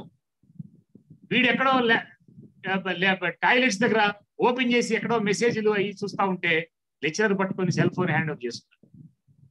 ప్రిన్సిపల్ దగ్గర సెల్ ఫోన్ వెళ్ళిపోయింది. మీ పేరెంట్స్ని తీసుకురమ్మన్నారు. నేను అక్కడే ఉన్నా. వాళ్ళ అమ్మ వచ్చింది, వాళ్ళ నాన్న రాలా. ఎందుకంటే వాళ్ళ నాన్నకు తెలియదు ఇది కొనిపెట్టినట్టు. వాళ్ళ అమ్మ వచ్చింది. పిల్లోడిని బయట పెట్టి వాళ్ళ అమ్మని ఒక్కదాని లోపలికి రమ్మన్నా. లోపలికి తలిపేసి ఆమె పెద్దగా కింద పడి ఏడుస్తా ఉంది. కింద కూర్చొని, అయ్యా ఈ పరిస్థితి ఇదయ్యా, చచ్చిపోతాడయ్యా నా పిల్లోడు, వాడు పట్టాల మీద పడుకుంటే కొనిచ్చానయ్యా అని చెప్పి మాట. ఎవరు మారాలి? కనీసం నేను 3-4 సిట్టింగ్లు వేస్తే తప్ప ఆ పిల్లోడు కొంచెం కంట్రోల్కి రాదు. ఇది చిన్నప్పటి నుంచే పిల్లల్లో అలవాటు చేయాలి.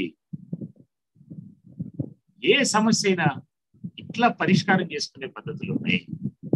ఈ డెమోక్రటిక్ పేరెంటింగ్ లో, ఈ కైజన్ మేనేజ్మెంట్ లో డిస్కషన్ ఇంట్లో చర్చ జరుగుతూ ఉంటే, మాట్లాడుకుంటుంటే మాట్లాడటం మొదలు పెడితే, ఇన్వాల్వ్ అవుతుంటే పిల్లలు, ఏ సమస్య అయినా పరిష్కారం.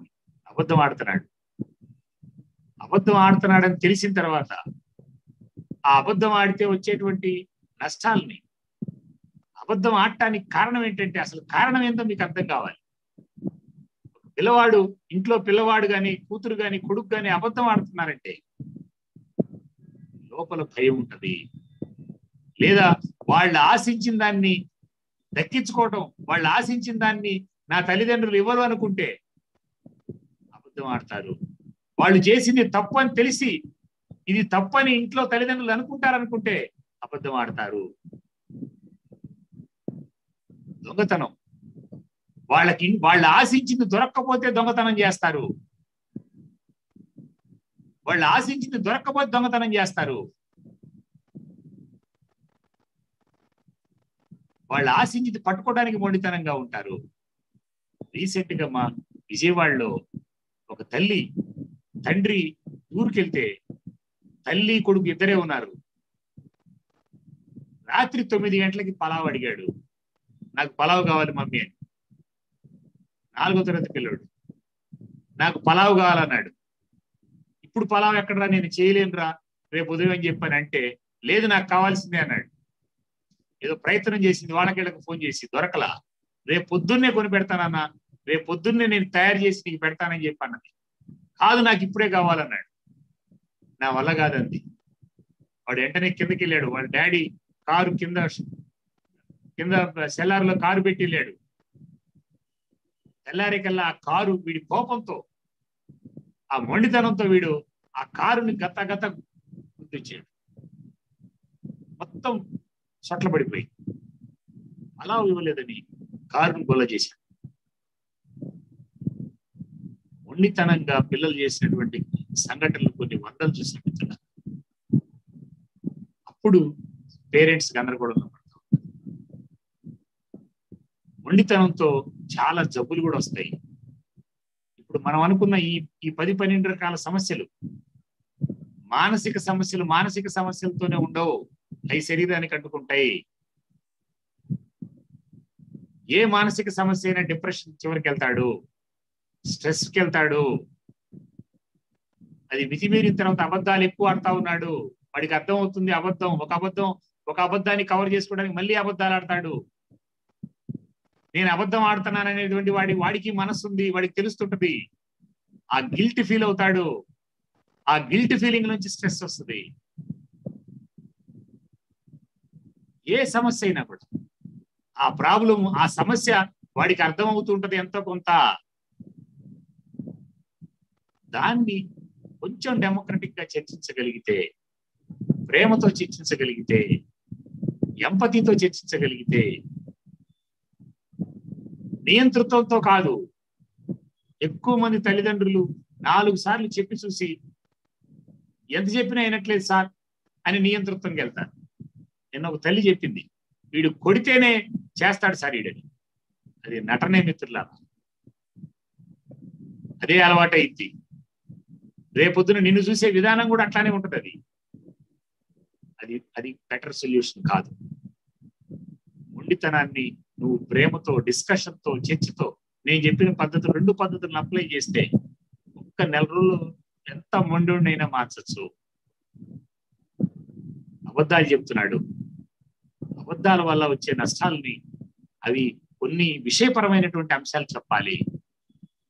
ఒక్క అబద్ధం కూడా ఆడనటువంటి గాంధీ ఇవాళ భారత సమాజం పుట్టినంత వరకు, భారత సమాజం ఉన్నంత వరకు ఉంటాడు రా. అబద్ధం ఆడినటువంటి వ్యక్తులు ఎట్లా నాశనం అయ్యారో తెలియాలి. వాడికి అర్థమయ్యేటట్టు చెప్పాలి. 2, తల్లిదండ్రుల్లో ఎవరన్నా చిన్న అబద్ధాలు ఆడుతున్నా, ఈ సమస్యలు ఏవైనా కూడా తల్లిదండ్రుల దగ్గర ఏదన్నా చిన్న సమస్యలు ఉంటే, తల్లిదండ్రులు కనుక అబద్ధం ఆడే లక్షణం ఉంటే, తల్లికి లక్షణం ఉంటే, తండ్రికి ఉంటే, అవి ఈజీగా వాడి మైండ్లోకి వచ్చేస్తాయి. ఏ సమస్య అయినా, దొంగతనం. రీసెంట్ గా ఒక ఇంజనీరింగ్ స్టూడెంట్ ఒక దొంగతనం చేసి పట్టుబడితే కేసు పెట్టారు.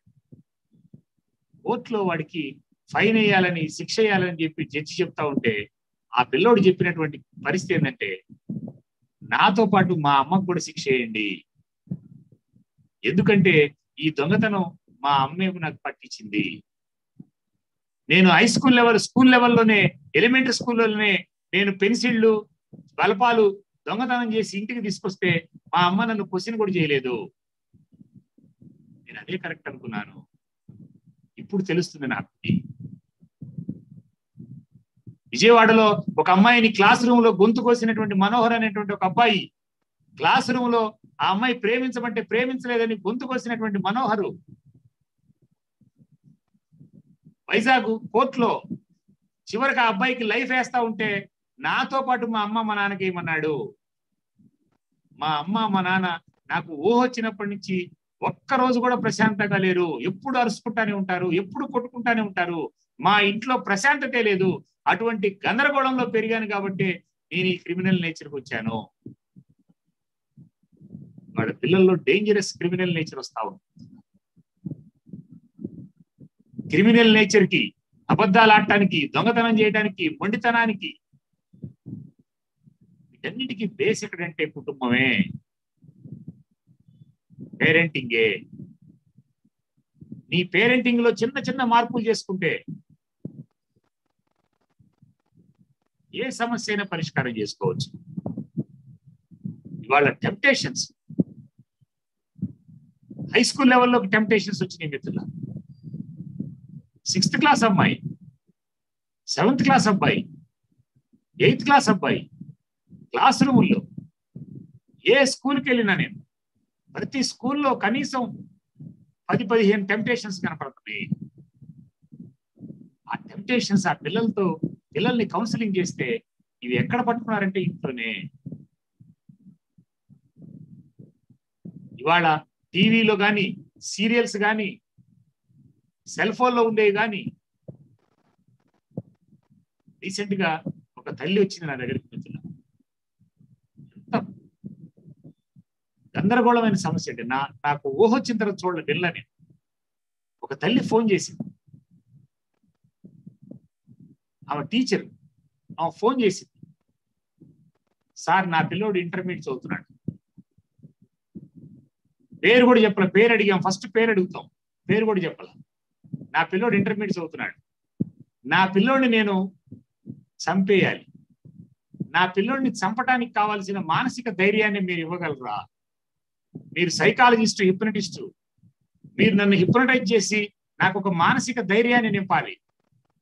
ఆ సమస్య ఏంటంటే నా కొడుకుని నేను చంపేయాలి, మీరు అది ఇవ్వగలిగితే నేను మీ దగ్గరికి వస్తా,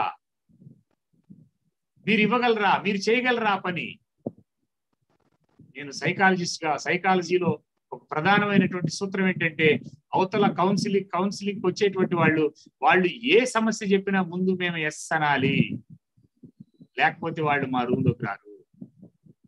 ఆ అమ్మాయి నేను నా కొడుకును చంపేయాలి, దానికి కావలసిన మానసిక ధైర్యాన్ని మీరు ఇవ్వాలి, మీరు హిప్నటైజ్ చేసి మానసికంగా నాకు మీరు ధైర్యాన్ని నింపగలరా? ఎంత ఛార్జ్ అయినా, మీరు ఎంత ఛార్జ్ చేస్తే అంత ఛార్జ్ ఇస్తానని చెప్పాను. అమ్మాయి నాకు డబ్బులు అవసరం లేదు తల్లి, ఎస్ రా అన్నది. వచ్చింది ఆ అమ్మాయి. ఆ అమ్మాయి నన్ను ఎందుకు సెలెక్ట్ చేసుకుందంటే, ఆ అమ్మాయితో పాటు చేసేటువంటి ఒక టీచరు భర్తతో ఉన్న చిన్న వైరుధ్యాన్ని నేను సింపుల్ గా రెండు సిట్టింగ్స్ లో వాళ్ళిద్దరి మధ్య సఖ్యత తీసుకురాగలిగా. ఆ అమ్మాయి చెప్పింది ఈ అమ్మాయి, అందుకని నాకు ఫోన్ చేసి వచ్చింది. వచ్చి ఆశ్చర్యపోయా నేను. చెప్పమ్మా అన్న. చంపేయాలి సార్ నా కొడుకునన్ను. ఎస్, దేనికి చంపేయాలన్నా ఫస్ట్ ప్రశ్న. వాడు నన్ను తల్లిగా చూడట్లేదు, నన్ను ఒక ఆడ మనిషిగా చూస్తున్నాడు, వాడు సమాజంలో ఉండటానికి వీల్లేదు. ఇదే భాష మాట్లాడతాం. ఎస్, నిజంగా ఆ అమ్మాయి చెప్పినటువంటి ఇన్సిడెంట్స్ ప్రకారం ఆ పిల్లోడిని తీసేయాల్సినటువంటి పిల్లోడే. కానీ నేను ఒక చిన్నగా ఆ అమ్మాయి మాట్లాడించి, ఒక 20 నిమిషాలు ఆ అమ్మాయిని మాట్లాడించి, నేను ఆ అమ్మాయిని ఒక ప్రశ్న వేశాను, ఎంతమంది పిల్లల్ని? ఒక్కడే కొడుకు, చంపేద్దామా మార్చేద్దాం? Single question. 20 నిమిషాల తర్వాత నేను 20 నిమిషాలు ఆ అమ్మాయి మాట్లాడింది విని చంపేద్దామా, మార్చుదామా? చంపటమా, మార్చటమా? 2 సార్లు వేసే ప్రశ్న అది. కంగు తింది ఒకసారి, మార్చటమా?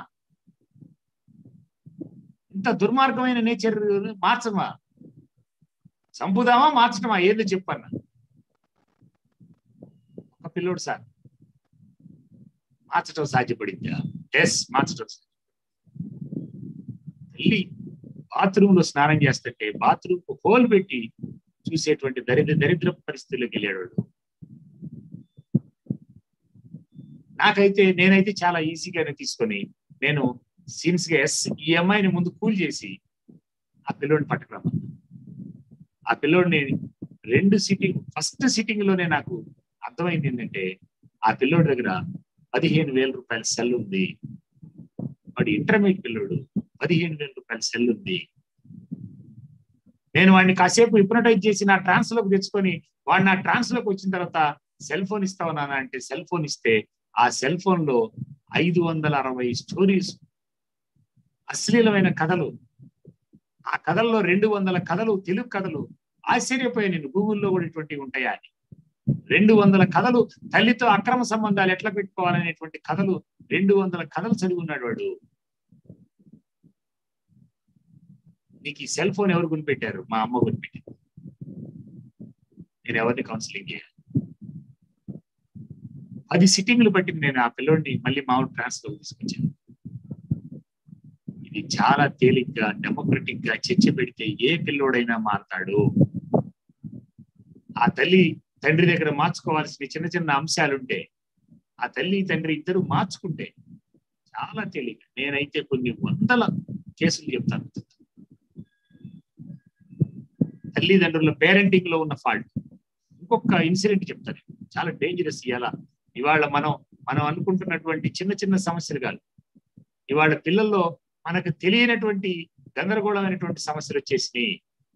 ఇవాళ భారతీయ సమాజంలో ఈ భారతదేశాన్ని పరిపాలించేటువంటి రాజకీయ నాయకులు, ఈ పిల్లలు చైతన్యమై బాగా చదువుకొని శక్తివంతంగా తయారైతే ఎక్కడ ప్రభుత్వాలు వీళ్ళు ఉండరేమోనని ఈ పిల్లల్ని ఎన్ని రకాలైన చెత్తని ఆ గూగుల్లో చూస్తే, ఆ చెత్త ఎన్ని ప్రపంచంలో బ్యాన్ చేసిన ఎన్ని పబ్జీ గేమ్లు ఇవన్నీ కొన్ని దేశాల్లో బ్యాన్ చేస్తే, ప్రశాంతమైన దేశాల్లో లేనటువంటి చెత్త అంతా ఇవాళ మన పిల్లలకి 7వ తరగతి పిల్లోడికి 8వ తరగతి పిల్లోడికి తీసుకొచ్చి పెట్టారు.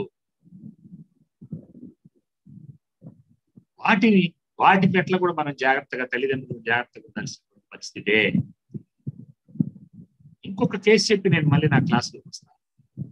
రీసెంట్ గా నేను నాగార్జున యూనివర్సిటీలో ఒక అమ్మాయి ఎంఎస్సి ఫిజిక్స్ చేస్తాం. ఎంఎస్సి ఫిజిక్స్ చేస్తుంది ఆ అమ్మాయి. చక్కగా సినిమా యాక్టర్ లాగా, బొమ్మలాగా చక్కగా ఉంది ఆ పిల్ల చూస్తే. మంచి ఎడ్యుకేటెడ్ ఫ్యామిలీ. యూనివర్సిటీ హాస్టల్లో చేర్చారు ఆ అమ్మాయి. ఆ అమ్మాయి హాస్టల్లో ఉండకుండా ఈ సెకండ్ వేవ్ కు ముందు గుంటూరులో ఒక రూమ్ తీసుకుని ఆ రూమ్ లో ఉంది. సడన్ గా ఒక రోజు ఆ అమ్మాయి ఆ రూమ్ లో పడిపోతే ఆ రూమ్ ఓనర్లు ఆ అమ్మాయిని చూసి ఆ అమ్మాయి తల్లిదండ్రులకి ఫోన్ చేసి పిలిపించారు. ఆ తండ్రికి తల్లికి ఈ అమ్మాయి దగ్గర నంబర్ సెల్ ఫోన్లు తీసుకొని చేశారు. ఆ తల్లిదండ్రులకి ఇద్దరికి ఆ అమ్మాయి రూమ్ తీసుకున్న సంగతి కూడా తెలియదు. ఆ తండ్రి చూస్తా ఉన్నాడు. తండ్రి వచ్చేటప్పుడు లేచింది, పడిపోయింది, నీరసంగా ఉంది. హాస్పిటల్కి పోదామంటే వినట్లా. అతని ఫ్రెండ్ ఎవరో ఉండి మాస్టర్ నాకు ఫోన్ చేస్తే నేను వెళ్ళాను ఆ అమ్మాయి దగ్గర, ఆ రూమ్ కి. నాకు అర్థమైంది 10 నిమిషాలు ఈ అమ్మాయి రాంగ్ ట్రాక్ లో ఉందని నాకు అర్థమైంది. వాళ్ళ నాన్నని వాళ్ళ ఆ అమ్మాయి చెప్పింది, సార్ నేను ఆ అమ్మాయిని చిన్న కౌన్సిలింగ్ చేస్తే చెప్పింది, యూనివర్సిటీలో కోడిగుడ్లు సప్లై చేసే అబ్బాయితో టెంప్టేషన్ లోకి వెళ్ళింది ఆ అమ్మాయి. కోడిగుడ్లు సప్లై చేస్తాడు వాడు ఆల్రెడీ మ్యారీడ్, వాడికి 2 పిల్లలు.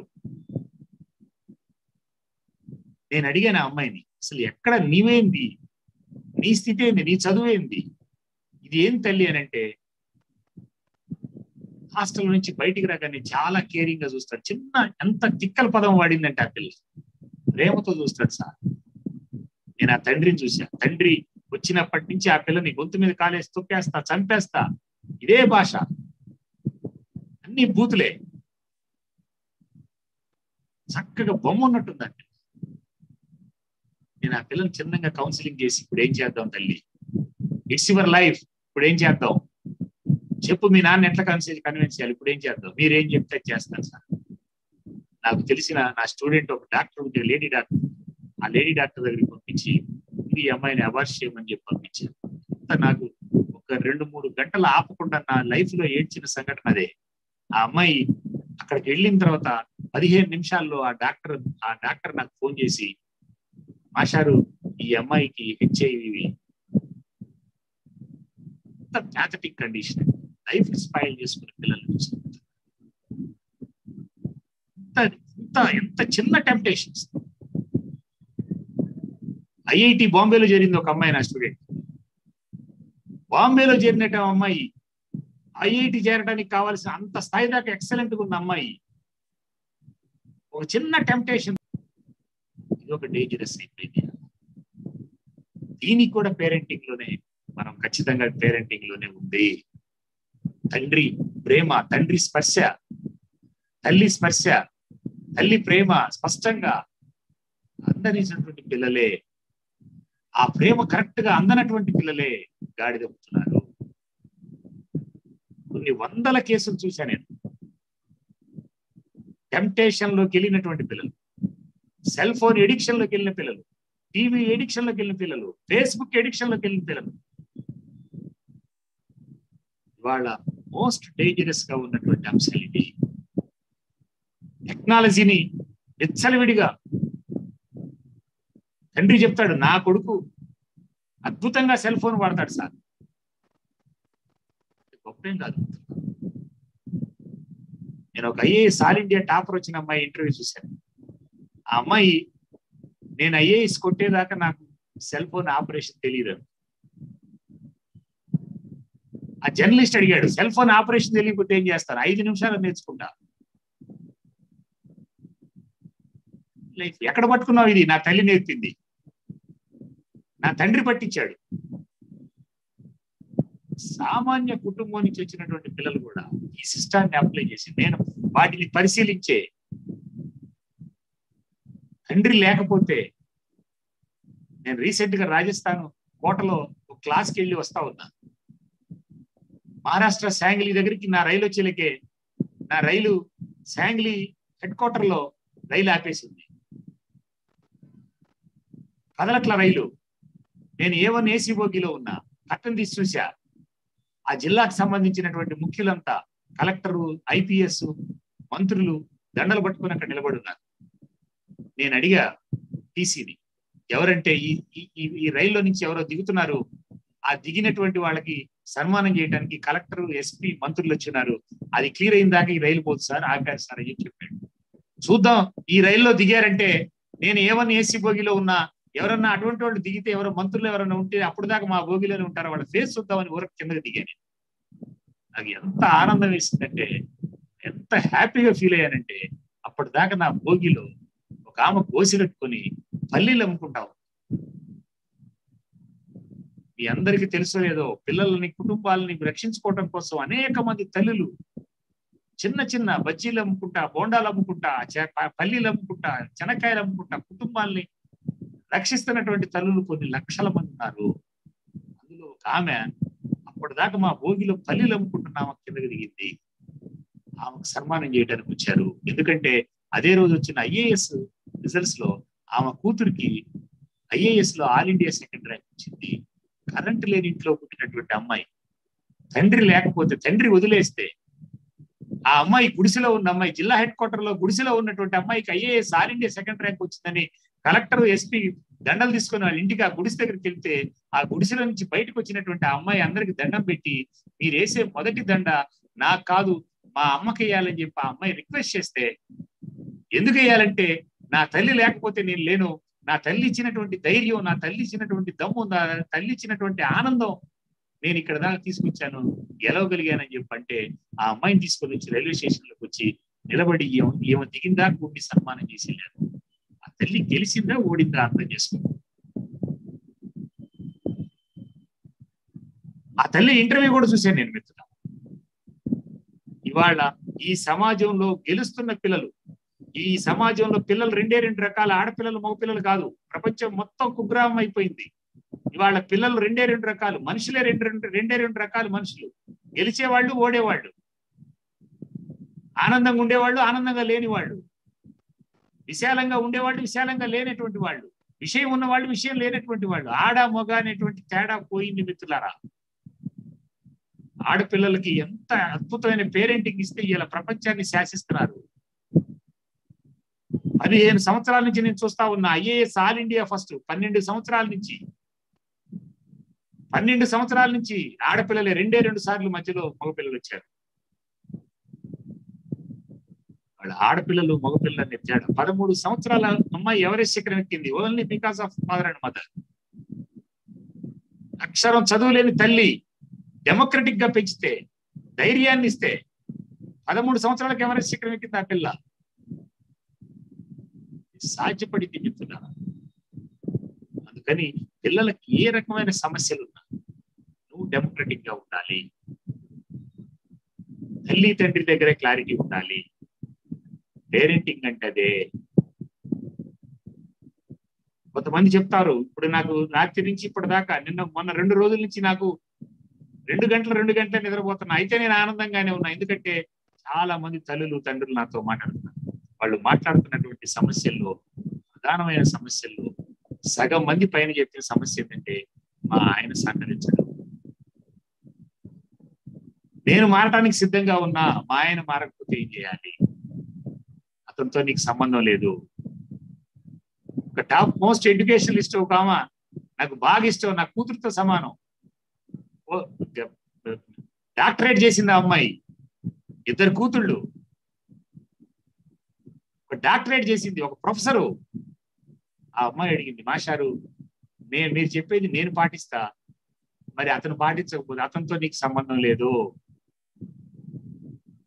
నువ్వు పాటించు, నువ్వు ప్రేమించు, అవధులు లేకుండా ఆశించకుండా ప్రేమించు, నువ్వు పాటించు, నువ్వు డెమోక్రటిక్ గా ఉండు. ఖచ్చితంగా మారతారు.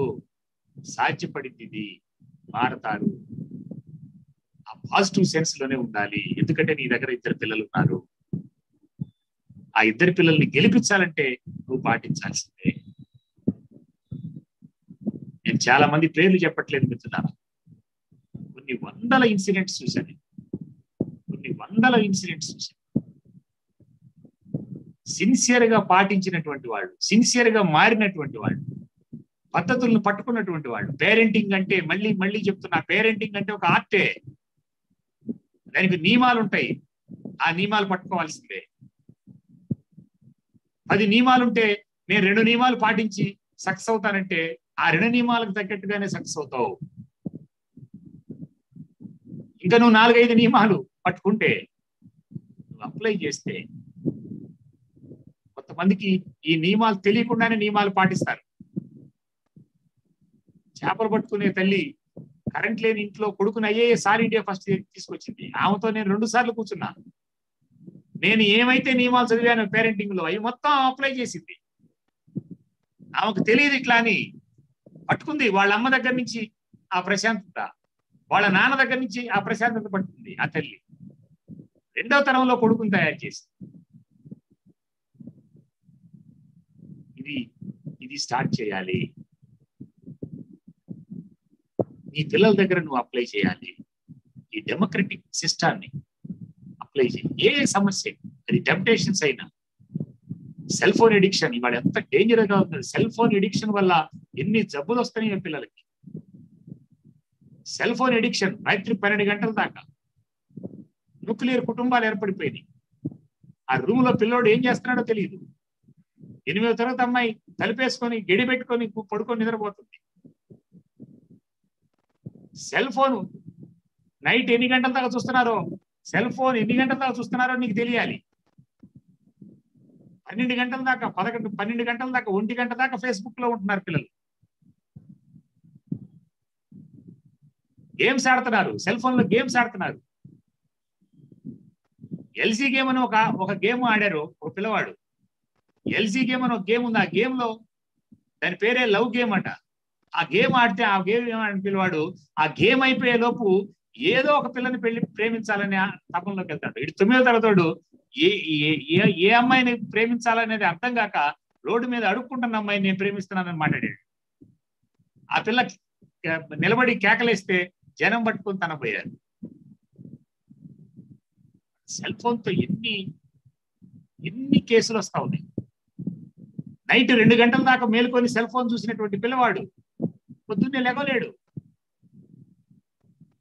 పొద్దున్నే మోషన్ కాదు, వాడికి సరిగ్గా మోషన్ కాదు, నిద్ర సరిపోతే మోషన్ కాదు, మోషన్ కాకపోతే అనేక సమస్యలు వచ్చి పడిపోతాయి. సెల్ ఫోన్ ఎడిక్షన్ తో బతకం వచ్చింది. వాయిదా వేస్తాడు, లెగవడు, ఈ కేర్లెస్ గా ఉంటాడు. తండ్రి ఏమో డామినేట్ చేస్తుంటాడు. ఈ డిస్టర్బెన్స్ అన్నీ క్రియేట్ అయిపోతుంది. చాలా సమస్యలు.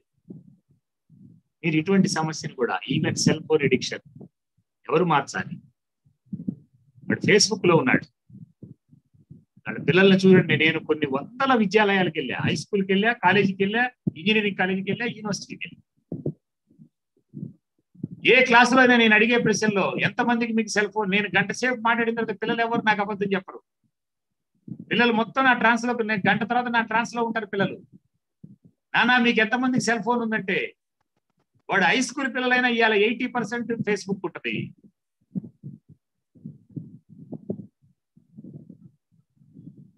ఫేస్బుక్ లో ఉండేటువంటి పిల్లవాడు ఫేస్బుక్ లో కూడా ఈడి ఫేస్ పెట్టడు. ఫేస్బుక్ ఎడిక్ట్ అయినటువంటి కేసులు కొన్ని వందలు చూశానే, మొత్తం స్పాయిల్ చేసుకున్నాను. ఒక ఇన్సిడెంట్ చెప్తా. రీసెంట్ గా మా జిల్లాలో పోలీస్ యంత్రాంగంలో మరీ ఇబ్బందికరమైన కేసులుంటే ఆ కేసులు మళ్ళీ నా దగ్గర తీసుకొస్తారు. ఒకళ్ళిద్దరు డిఎస్పీ. ఒక డిఎస్పీ ఫోన్ చేశాడు పొద్దున్నే, సార్ ఒక అమ్మాయి ఒక అబ్బాయిని మీరు కౌన్సిలింగ్ చేయాలి. ఆ అబ్బాయి ఇంజనీరింగ్ ఫైనల్ ఇయర్ చదువుతున్నాడు, నెల్లూరు జిల్లా. ఇంజనీరింగ్ ఫైనల్ ఇయర్కి వచ్చాడు. 26 సబ్జెక్టులు ఉన్నాయి, ఇంజనీరింగ్ పూర్తి కావడం. ఈ అమ్మాయి 10th క్లాస్ లో 10/10 వచ్చింది, ఇంటర్మీడియట్ పూర్తి కావడం. వాళ్ళిద్దరిని తీసుకొచ్చారు. ఆ అమ్మాయి వస్తా ఉంది లోపలికి, ఆ పిల్లోడు పక్కన వస్తున్నాడు. వచ్చి డిఎస్పీ కౌన్సిలింగ్ వదిలిపెట్టి వెళ్ళిపోతారు. తర్వాత నేను అయిపోయిన ఫోన్ చేస్తే వస్తాడు. ఈ పిల్లోడు లోపలికి వస్తున్నాడు చిన్నగా. పోలీసుల దగ్గర అబ్బాయి అమ్మాయి దొరికితే ముందు పోలీసులు అబ్బాయిని గుల్లగుల్ల కొట్టేస్తారు. వీడిని కొట్టారు. వీడు చిన్న కుట్టుకుంటూ లోపలికి వస్తున్నాడు నా రూమ్ లోకి. నా రూమ్ లోకి వచ్చి కూర్చుంటున్నాడు. ఈ అమ్మాయి లోపలికి వచ్చింది. ఈ అమ్మాయి సీరియస్ గా, సార్ ఈ చింపాంజీ గడి వల్ల నా జీవితం నాశనం అయింది సార్. నేనేం మాట్లాడలే. అమ్మాయి ఈ చింపాంజీ గడి వల్ల నా జీవితం నాశనం అయింది సార్. నేను వాడికి వెళ్ళి చూసా, వాడు ఒరిజినల్ చింపాంజీ ఫేస్. భలే ఫేస్, భలే పేరు పెట్టింది ఈ అమ్మాయి అనుకున్నా. వాడు చిన్నగా ఆ అమ్మాయి కలిసి చూస్తా, సార్ ఈ కొండముచ్చు వల్ల నా జీవితం నాశనం అయింది సార్ అన్నాడు. ఆ పిల్లని చూస్తే ఆ పిల్ల కూడా ఒరిజినల్ కొండముచ్చు ఫేసే. వీళ్ళిద్దరికి వారం రోజుల క్రితం దాకా పరిచయం లేదు. ఫిజికల్ గా వారం రోజుల క్రితమే పరిచయం. అయితే 6 సంవత్సరాల నుంచి వీళ్ళు ఫేస్బుక్ లో పరిచయం. ఈ చింపాంజీ ఫేస్బుక్ లో పెడితే ఈ అమ్మాయి పరిచయం చేసుకునేది కాదు. ఈ చింపాంజీ వాడు పవన్ కళ్యాణ్ ఫేస్ పెట్టాడు. ఆ కొండముచ్చు ఫేస్ పెట్టలా. ఆ కొండముచ్చు ఏమో సమంత ఫేస్ పెట్టింది. ఫేస్బుక్ లో వీళ్ళిద్దరికి 5 సంవత్సరాలు 6 సంవత్సరాలు. రిజల్ట్ ఏంటంటే ఆ అమ్మాయి ఇంటర్మీడియట్ పాస్ కాల, వీడి ఇంజనీరింగ్ పాస్ కాల. 5 సంవత్సరాలు అయిపోయిన తర్వాత ఆ అమ్మాయిదేమో ఏలూరు, వీడిదేమో నెల్లూరు. మధ్యలో మేము గుంటూరులో ఉన్నాం. గుంటూరులో కలవాలని డిసైడ్ చేసుకున్నాం. గుంటూరు రైల్వే స్టేషన్ లో దిగారు ఇద్దరు. చింపాంజీ కొండముచ్చు ఇద్దరు రైల్వే స్టేషన్ లో దిగారు. ఈ చింపాంజీని కొండముచ్చు చూసింది, కొండముచ్చుని చింపాంజీ చూసింది. ఒకళ్ళు నువ్వా అనుకొని అరుచుకొని ఇద్దరు తనుకొని కొట్టుకుంటుంటే ఆ రైల్వే పోలీసులు వీళ్ళిద్దరిని అరెస్ట్ చేసి తీసుకెళ్లి జనరల్ పోలీసులు మొత్తం స్పాయిల్ అయింది. ఫేస్బుక్ లో కొన్ని వందల కేసులు చూశారు. ఆ మచిలీపట్నం నుంచి ఒక అమ్మాయి కలకత్తాలో నెలకి 1,20,000 రూపాయలకి జీతం పనిచేస్తున్న ఒక సాఫ్ట్వేర్ ఇంజనీరు మచిలీపట్నం నుంచి కలకత్తా దాకా రైలుకు పోయేటప్పుడు ఆ రైల్లో నైట్ టైం ఆ ఫేస్బుక్ లో పరిచయం అయినటువంటి పిల్లలు ఈ అమ్మాయి రైలు దిగేటప్పటికి ట్రాక్ చేసి ఈ అమ్మాయిని చిత్రహింస పెట్టి చంపేశారు. వందల కేసులు చెప్తాను. ఇవాళ బర్నింగ్ ఇష్యూ. నా ఒపీనియన్ అయితే చాలా మంది చిన్న చిన్న కేసులు చెప్తా ఉన్నారు. పిల్లల్లో టెంప్టేషన్స్ వస్తున్నాయి, అది అట్రాక్షన్స్ వస్తున్నాయి. ఈ టెంప్టేషన్స్ అట్రాక్షన్స్ బేసిక్ మూలంలో సెల్ ఫోన్ ఉంటుంది, ఫేస్బుక్ ఉంటుంది. చిన్నప్పుడు ఏదో అన్నం తింటాడని వీడియో గేమ్స్ అలవాటు చేసి తల్లి ఆ వీడియో గేమ్స్ ఆటల నుంచి చిన్నగా వాడు పబ్జి గేమ్ లేకపోతే ఎల్జీ గేమ్ లేకపోతే ఇంకో గేమ్ అది అలవాటు చేసుకున్నటువంటి వాడు ఒక్కసారి సెల్ ఫోన్ లోకి వెళ్ళి ఇవాళ కరోనా విధ్వంసంలో ఇవాళ మొత్తం ఆన్లైన్ కేసుల్లో ఆన్లైన్ ఎడ్యుకేషన్ వచ్చి పడిన తర్వాత ఇంట్లో చిన్న చిన్న కుటుంబాల్లో పిల్లలిద్దరు లేదా పిల్లవాడు రూమ్ లో కూర్చొని సెల్ ఫోన్ లో టీచర్ ఆన్లైన్ లో క్లాస్ చెప్తుంటే వీడు ఆ పాఠం వినకుండా, అనేక మంది టీచర్లు చెప్తున్నారు, ఆ పాఠం వినకుండా వీడి సెల్ ఫోన్ లో వీడి ఇష్టం వచ్చి చూస్తా ఉన్నాడు. దీన్ని తల్లి తండ్రి పరిశీలించకపోతే, పట్టుకోకపోతే, దండించడం కాదు మిత్రులారా. కొంతమంది తల్లిదండ్రులు పట్టుకొని దండిస్తారు, దండిస్తే మారరు పిల్లలు, పనిష్మెంట్ తో మారరు పిల్లలు, పనిష్మెంట్ తో ఎప్పుడు మారరు పిల్లలు మిత్రులారా. చిన్న చిన్న ప్రయోగాలు డెమోక్రటిక్ గా ఉండడం, ఆప్యాయతగా ఉండడం, ప్రేమతో ఉండడం, ఆనందంతో ఉండడం, పిల్లలకు ఆనందాన్ని ఇవ్వటం. చాలా మంది పిల్లల్ని ఆడపిల్లలు చూసి తండ్రి స్పర్శ తెలియదు కొంతమందికి. తండ్రి స్పర్శ తెలియని ఆడపిల్లలు ఇవాళ చాలా గందరగోళం ఉన్నారు. అది తండ్రి తప్ప ఈ భూమి మీద ఎవడివ్వలేడు. ఆ తండ్రి స్పర్శ, ఆ తల్లి స్పర్శ, దానిలోనే పెద్ద అనుభూతి ఉంటుంది. ఆ తల్లి ప్రేమ, తండ్రి ప్రేమ, తండ్రి నుంచి రావాల్సిన హక్కు, అది ఆనందం. మళ్ళీ మళ్ళీ చెప్తా ఉన్నా, నువ్వు ఎంత సంపాదించినా మొత్తం నీ పిల్లడు వదిలిపెట్టిపోయేదే. నీ పిల్లలకు వదిలిపెట్టిపోయేది. నువ్వు ఎంత సంపాదించినా సంపాదన కంటే ఇంపార్టెంట్ ఆ పిల్లలకి ధైర్యాన్ని నేర్పు, ఆ పిల్లలకి క్రమశిక్షణ నేర్పు, ఆ పిల్లలకి విలువలు నేర్పండి. విలువలు ఎవరు నేర్పాలి? తల్లిదండ్రి నేర్పాలి. చెప్పాలి స్టోరీస్, విలువలతో కూడిన స్టోరీస్ చెప్పాలి, విలువలతో నువ్వు బతకాలి. ఇవాళ తల్లిదండ్రుల్లో తల్లి మీద తండ్రికి అనుమానం ఉంటే ఆ ఇంట్లో పిల్లలు నరకం అనుభవిస్తారు. తల్లి మీద తండ్రికి అనుమానం ఉంటే, తండ్రి మీద తల్లికి అనుమానం ఉంటే, ఇవాళ ఈ మిలీనియల్ మైండ్ లో వచ్చినటువంటి తల్లిదండ్రుల్లో, ఇప్పుడున్నటువంటి తల్లిదండ్రుల్లో చాలా మందికి కనపడనటువంటి సమస్యల్లో పర్సనల్ గా వెళ్తే చెప్పేటువంటిది తండ్రి మీద తల్లికి అనుమానం, తల్లి మీద తండ్రికి అనుమానం. ఇది ఎటు దారి తీసిందో అర్థం చేసుకోండి. ఎంత సింపుల్ అయినటువంటి విషయం. భార్యాభర్తలు అంటే నేను మొదటి రోజు చెప్తా ఉన్నా, భార్యాభర్తలు అంటే అద్భుతమైనటువంటి బంధం మిత్రులారా, అద్భుతమైనటువంటి బంధం అది. ఈ ప్రపంచంలో భార్యాభర్తలకు ఉండేటువంటి బంధం, ఆ అద్భుతమైనటువంటి బంధంలో నిజాయితీ ఉండాలి, కల్మషం లేకుండా ఉండాలి, అరం లేకుండా ఉండాలి. ప్రేమించండి, నీకు పోయేదేమి లేదు. ఏమైనా చిన్న చిన్న పొరపాట్లున్నా మార్చుకుంటారు, చిన్న చిన్న అంశాలున్నా మార్చుకుంటారు. వాళ్ళ పిల్లలకి కనపడని జబ్బులు, బద్ధకం, లేకపోతే కోపం, ఇవన్నీ కూడా నీ ప్రేమలో నుంచి కొట్టుకుని వెళ్ళిపోతాయి.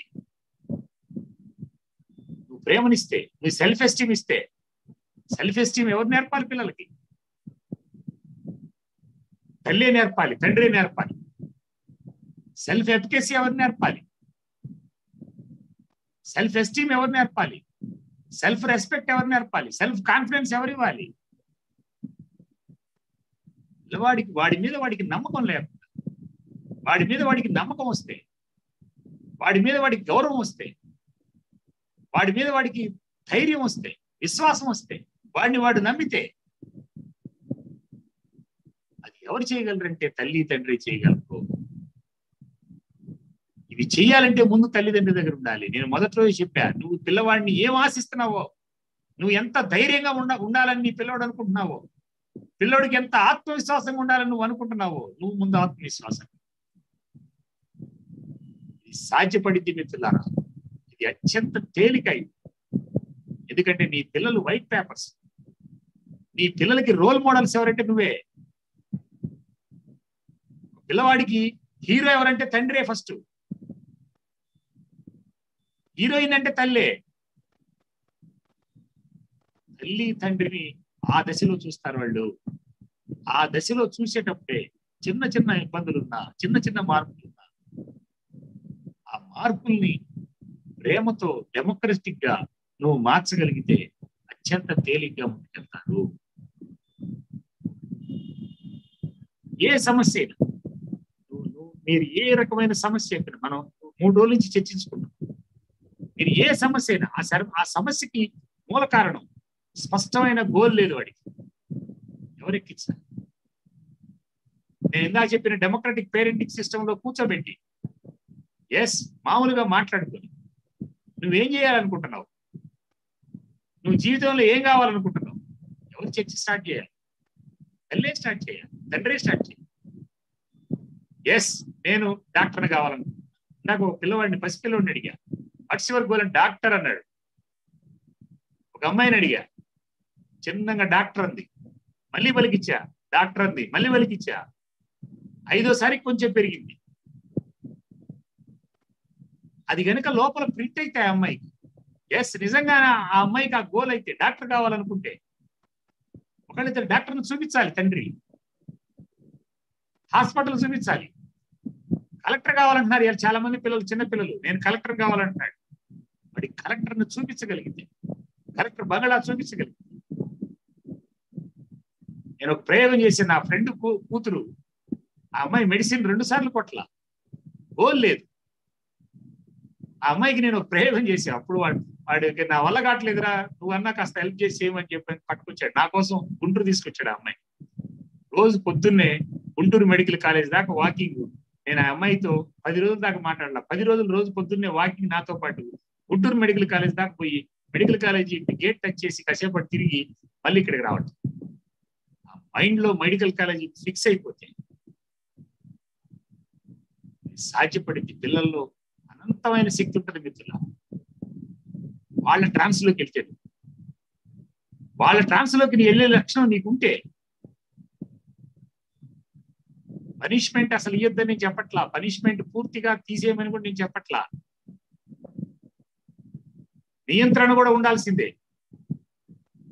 ఎక్కువ ఆమోదం, ఎక్కువ నియంత్రణ ఇవాళ బెస్ట్ పేరెంటింగ్. సాధ్యపడింది.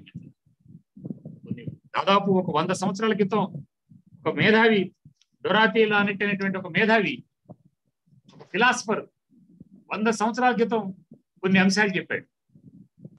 స్పష్టంగా చెప్పాడు కొన్ని అంశాలు. నేను రాసుకున్నవి. ఆ అంశాలు మీతో డిస్కషన్ చేయాలనుకున్నా.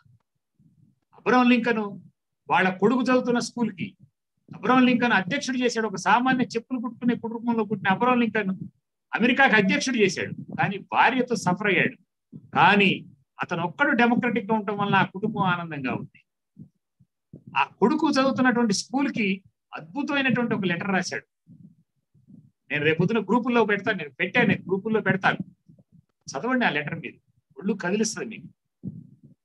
జవహర్లాల్ నెహ్రూ ఇందిరాగాంధీకి డైరెక్ట్ గా కూతురికి ఒక లెటర్ రాశాడు జైల్లో ఉన్నప్పుడు.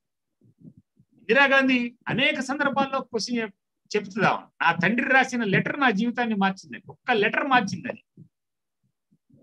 సింహంలాగా బతికింది భారతదేశంలో. ఇప్పటికి కూడా ప్రధానమంత్రి అంటే ఒక అద్భుతమైన ప్రధానమంత్రి అంటే ఇందిరాగాంధీ చెప్తారు. నాకే రాజకీయాలు లేవు మిత్రులా. ఒక ఆడ మనిషి ఎక్కడి నుంచి వచ్చిందంటే మా నాయన రాసిన లెటర్లో నుంచి పట్టుకున్నాను నేను అని చెప్పి.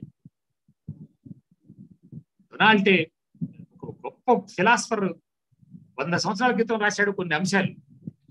పిల్లలు ఏ వాతావరణంలో జీవిస్తే అదే నేర్చుకుంటారు పిల్లలు. 100 సంవత్సరాల క్రితం రాశాడు. పిల్లలు ఏ వాతావరణంలో జీవిస్తే అదే నేర్చుకుంటారు. పిల్లలు విమర్శించే వాతావరణంలో పెరిగితే ఖండించడం నేర్చుకుంటారు. ఎప్పుడు ఖండిస్తుంటారు. పిల్లలు ఖండిస్తున్నారంటే మార్చుకోవాల్సింది ఏంటంటే తల్లిదండ్రుల దగ్గర విమర్శించే లక్షణం మార్చుకోవాలి. ఈ తల్లిదండ్రుల దగ్గర విమర్శించే లక్షణం మార్చుకోకుండా వాళ్ళ ఖండించే లక్షణం పోవాలంటే ఎదురు తిరుగుతారు, ఖండిస్తారు, అడ్డం తిరిగి మాట్లాడతారు సార్ పిల్లలు అంటారు. పిల్లలు ఖండించే లక్షణంలో ఉన్నారంటే కారణం ఏంటంటే తల్లిదండ్రులు ప్రేమించే వాతావరణంలో లేదు, విమర్శించే వాతావరణంలో ఉందని ఆ ఇల్లు. తల్లిదండ్రే విమర్శించాల్సిన అవసరం లేదు, ఆ ఇంటి వాతావరణంలో మేనమామలో తండ్రి తాతలో ఎవరో ఒకళ్ళు విమర్శించేటువంటి వాతావరణంలో పెరిగితే పిల్లలు వాళ్ళ మైండ్ లో ఖండించే లక్షణాలు నేర్చుకుంటారు. భయంతో పెరిగితే పిల్లలు, భయం అనే వాతావరణంలో పెరిగితే, తండ్రి నియంతృత్వంగా ఉన్నాడు, పేరెంటల్ ఈగోతో ఉన్నాడు, భయం వస్తుంది. ఆ భయం అనే వాతావరణంతో పెరిగితే పిల్లలకి ఆందోళనతో జీవిస్తారు. ఆందోళన లీడ్స్ టు టెన్షన్.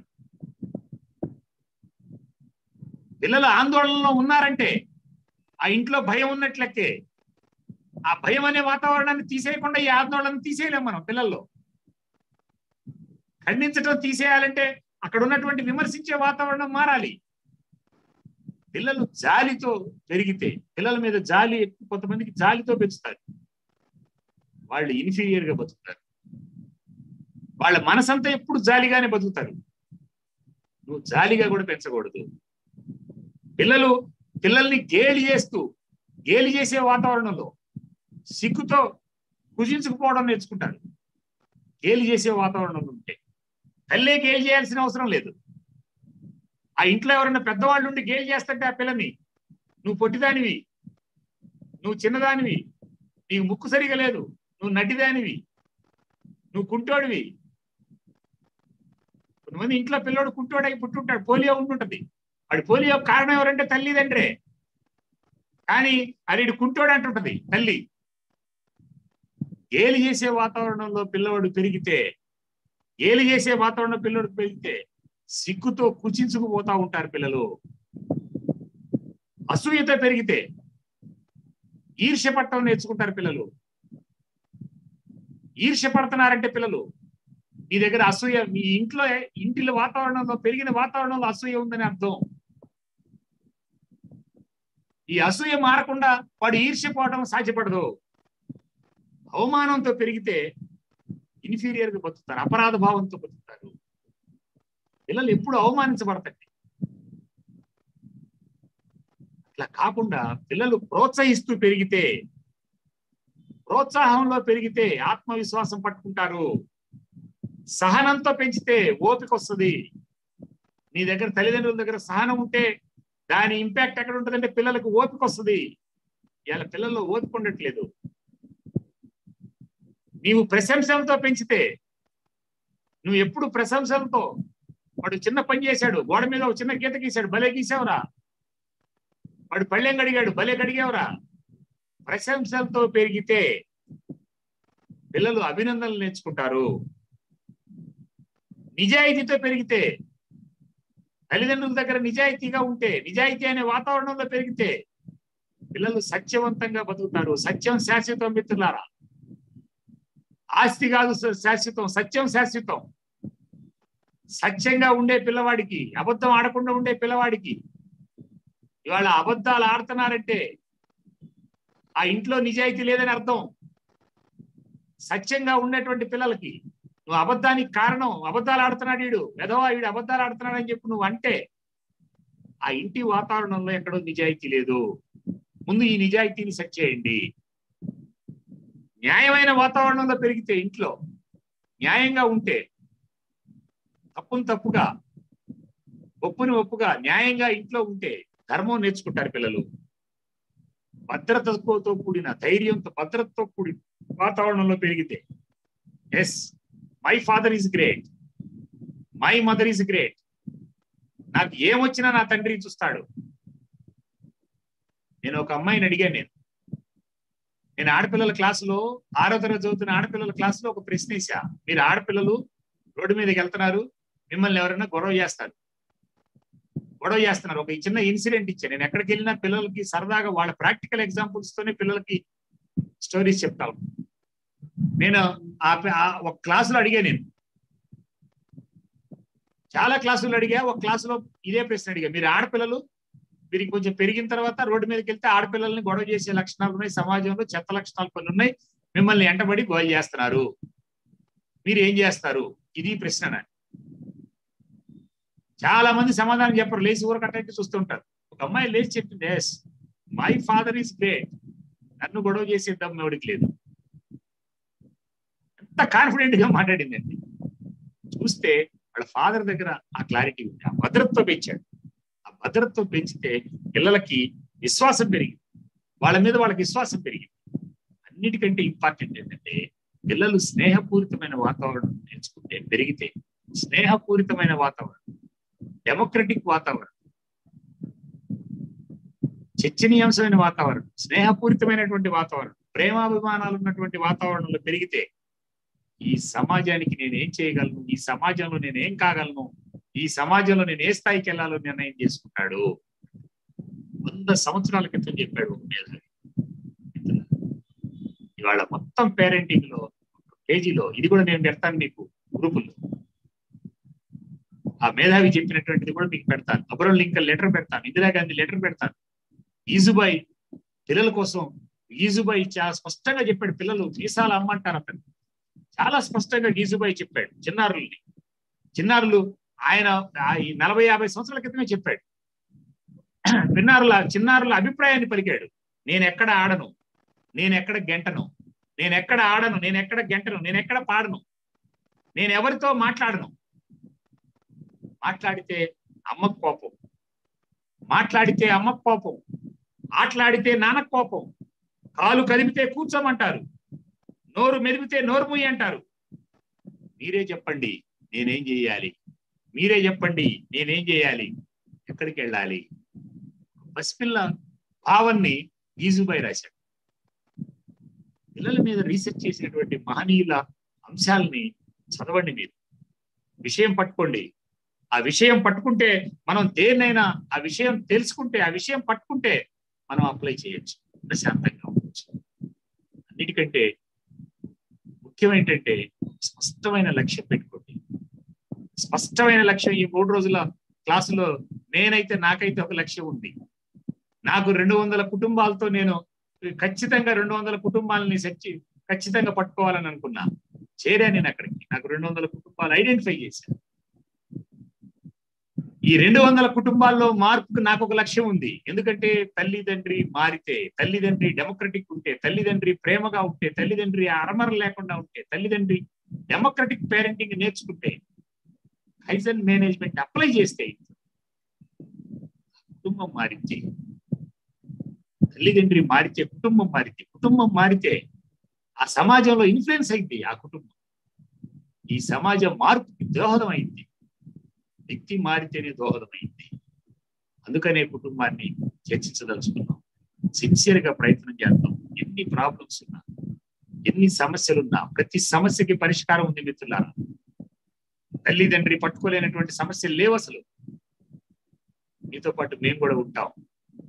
మీ కుటుంబంలో ఆనందంగా, అద్భుతంగా, ఆనందంగా మీ కుటుంబాన్ని శక్తివంతంగా, మీ పిల్లల్ని శక్తివంతంగా ఉన్నతమైనటువంటి స్థాయికి తీసుకెళ్ళడానికి ప్రయత్నం చేయాలని కోరుకుంటూ, నేను ఈరోజు చెప్పినటువంటి అంశాలు ప్రధానంగా, ఒకటి డెమోక్రటిక్ పేరెంటింగ్.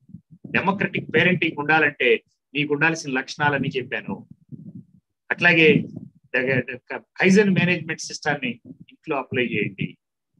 ఈ చిన్న చిన్న సమస్యల్ని, మొండితనం, అబద్ధం, తన్నుకోవటం, పిల్లలు తన్నుకోవటం, లేదా సెల్ ఫోన్ ఎడిక్షన్, లేదా టెంప్టేషన్స్, లేదా ఏ రకమైన సమస్యన్నా, అబద్ధాలు ఆడటం, అన్నదమ్ములు అరుచుకోవటం, బద్ధకం, వాయిదాలు వేసే పద్ధతి, ఏ రకమైన ఆత్మగౌరవం లేకపోవటం, ఏ రకమైన మానసిక సమస్యలైనా నువ్వు గనక తలుచుకుంటే పరిష్కారం చేయొచ్చు.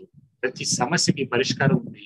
పిల్లలకు సంబంధించిన పరిష్కారానికి చిన్నగా ప్రయత్నం చేసి, స్లోగా చిన్నగా రోజు కొంత మార్పు చేసి, ఇంక్రిమెంటల్ చేంజెస్ తీసుకొస్తూ ఆనందంగా ఒక 30 రోజులు 40 రోజులు టార్గెట్ పెట్టుకొని రాబోయే స్కూల్ తెరిసే లోపు, ఎందుకంటే ఇప్పుడు వస్తున్నటువంటి గందరగోళాలు మొత్తం స్కూల్ తెరిసిన తర్వాత ఇంకా ఎక్కువ వచ్చేటువంటి పరిస్థితి ఉంటుంది. కాబట్టి ఈ జాగ్రత్తగా ఈ కరోనాని జయించాలంటే మనం మారి సక్సెస్ గా, జయప్రదంగా, ఆత్మవిశ్వాసంతో ముందుకెళ్తూ ఒక శక్తివంతమైనటువంటి తల్లిదండ్రులుగా మీరు ఉండాలని కోరుకుంటూ, మీ కుటుంబాలు అట్లా తీర్చిదిద్దాలని ఆశిస్తూ, నాకు ఈ అవకాశం ఇచ్చినటువంటి మీ అందరికీ పేరు పేరున ధన్యవాదాలు తెలియజేసుకుంటూ ముగిస్తా ఉన్నాను. Thank you. ఏమైనా డౌట్స్ ఉంటే అడగండి.